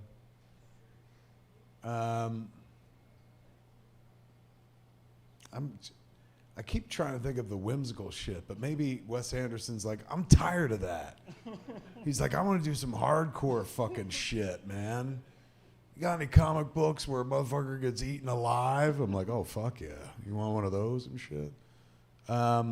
You know what? There was a book I read years ago called Kingdom of the Wicked, which was about toys that came to life, which he'd be amazing for. I'm giving this one so much serious thought. Like I run a studio and I'm like, we have to put Wes Anderson on a comic book movie. Plastic Man. That's a good call as well. Him and Woozy Winks. I could see that. There was a Sandman spinoff that I think was called like Children's Crusade or Dead Boy Detectives or something like that. Mm-hmm. It was about a pair of kids in a boarding school, one of which is alive and one of which is dead. But I feel like there's a Wes Anderson ghost story to be told at some point, and the idea of these two kids rattling around a giant house, and there's a couple of caretakers, and there's the lawns guy, and there's the headmaster, and there's the chef, and some of them are dead, some of them are alive, they're all kind of interacting. I think that again, it's a little twee, it's a little like organic marmalade, but I think that feels about right. I think I got mine. Ooh, what you got? Clarion the Witch Boy. Ooh. Yes.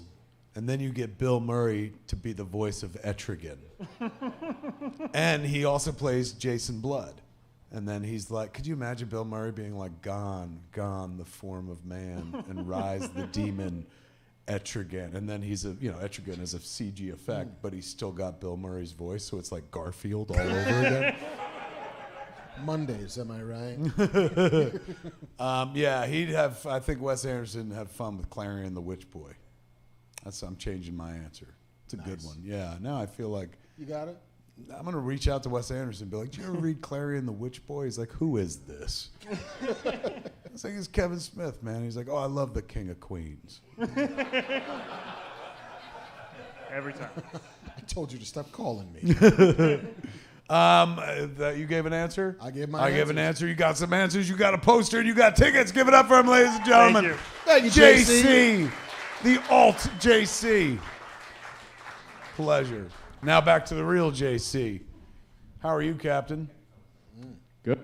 I think that's the show. I think that's the done? show. That is the show. Well, we'll decide what the fucking show is. But yes, you're right. That is the show. We didn't touch on...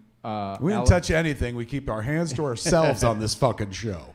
Alan Ladd Jr. passed, who was the guy who greenlit Laddie. Star Wars. Let's talk about Laddie, number of as other if we things. all knew him. But Laddie. he was known colloquially or in the business, his nickname was Laddie, Alan Ladd Jr. His dad, Alan Ladd Sr., was a motion picture actor, very famous one of a generation, of our parents' generation, my parents' generation, I guess. Maybe not everyone here. His son went into film production, and as a studio exec at Fox, greenlit some of your favorite fucking movies across his lifetime. But he wasn't a Fox exec, or was he, for Star Wars? He was the guy who said yes to Star Wars because he loved American. He loved Graffiti. American Graffiti, but was he in charge? Was he just a producer, or was he at the network? He was he was the guy at Fox who said He was yes. at Fox. Yeah. So he was like, I want to meet with this George Lucas kid. I loved American Graffiti. And he meets with George Lucas, and he's like, what do you want to do next? And George Lucas is like, I want to do Star Wars.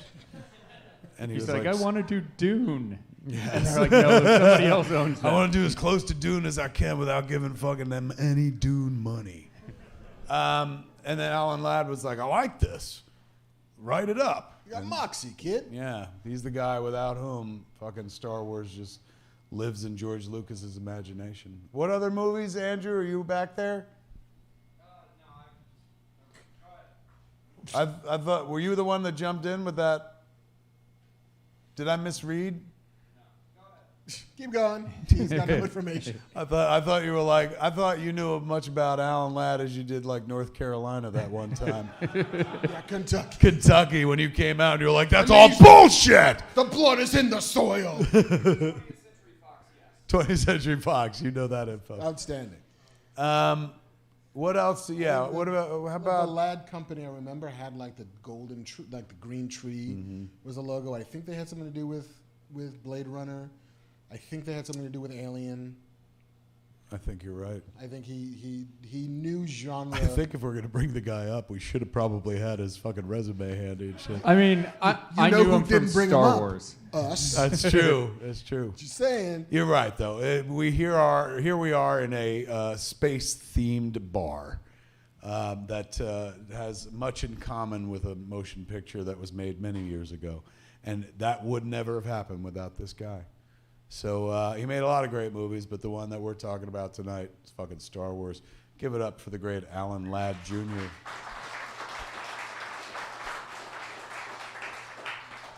That's pretty much all the show we got for you, man. We're fucking running on fumes. Did you cats like what we did this evening, ladies and gentlemen? Are you ready to go home? Was that one of those like, let us out? Yeah, they're like, Please we're just let us fucking go." done. We're doing this again. We're talking about doing it on March 20th. Yeah, Zoom show.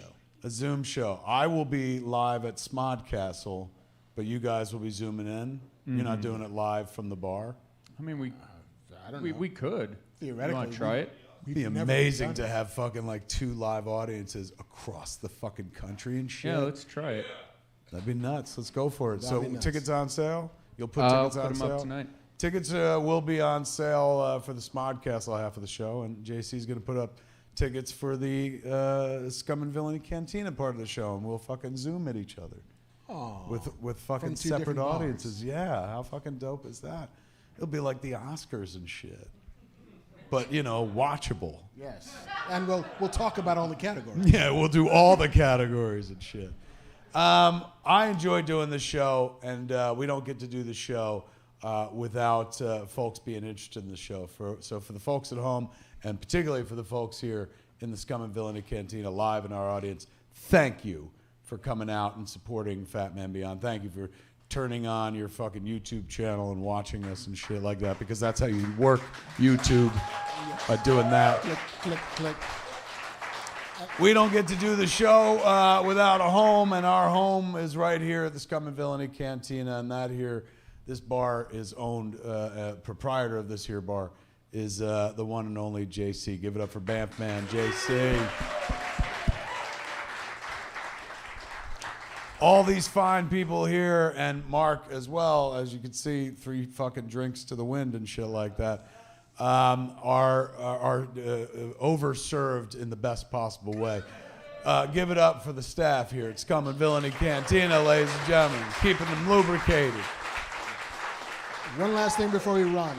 On March 29th, we're having a book signing here at Scum and Villainy for my own graphic novel here called A Door in the Distance. So if you come down 7 p.m. that day, you can buy a book. I'll tag it nice. Kevin will be here, and we'll do a little Q&A behind the bar. But come and have fun. Drink the drinks. Get a book. We'll talk What some day shit. is it? Tuesday the 29th. Mark your of calendars, kids. Tuesday the 29th, right here. Right here. Right here. At Scum and Villainy 7 Cantina. p.m. If you're not doing anything on Saturday night, kids, I'm doing Hollywood Babylon over at Flappers Comedy Club in Burbank with Ralph Garman. The last few shows have been wonderful. come on out and fucking join us. Tickets are at csmod.com. We don't get to do this here show without the guy standing to my left. Give it up for the marvelous Marc Bernardin, ladies and gentlemen. And that, my friends, is Fat Man Beyond for this week. I'm Kevin Smith. I'm Marc Bernardin. Tune in next time. Same fat time, same fat channel. Smodcast.com or YouTube.com/Kevin Smith. Jeff's Kiss, ladies and gentlemen. Mwah! Thwip, thwip, thwip. This is Cat.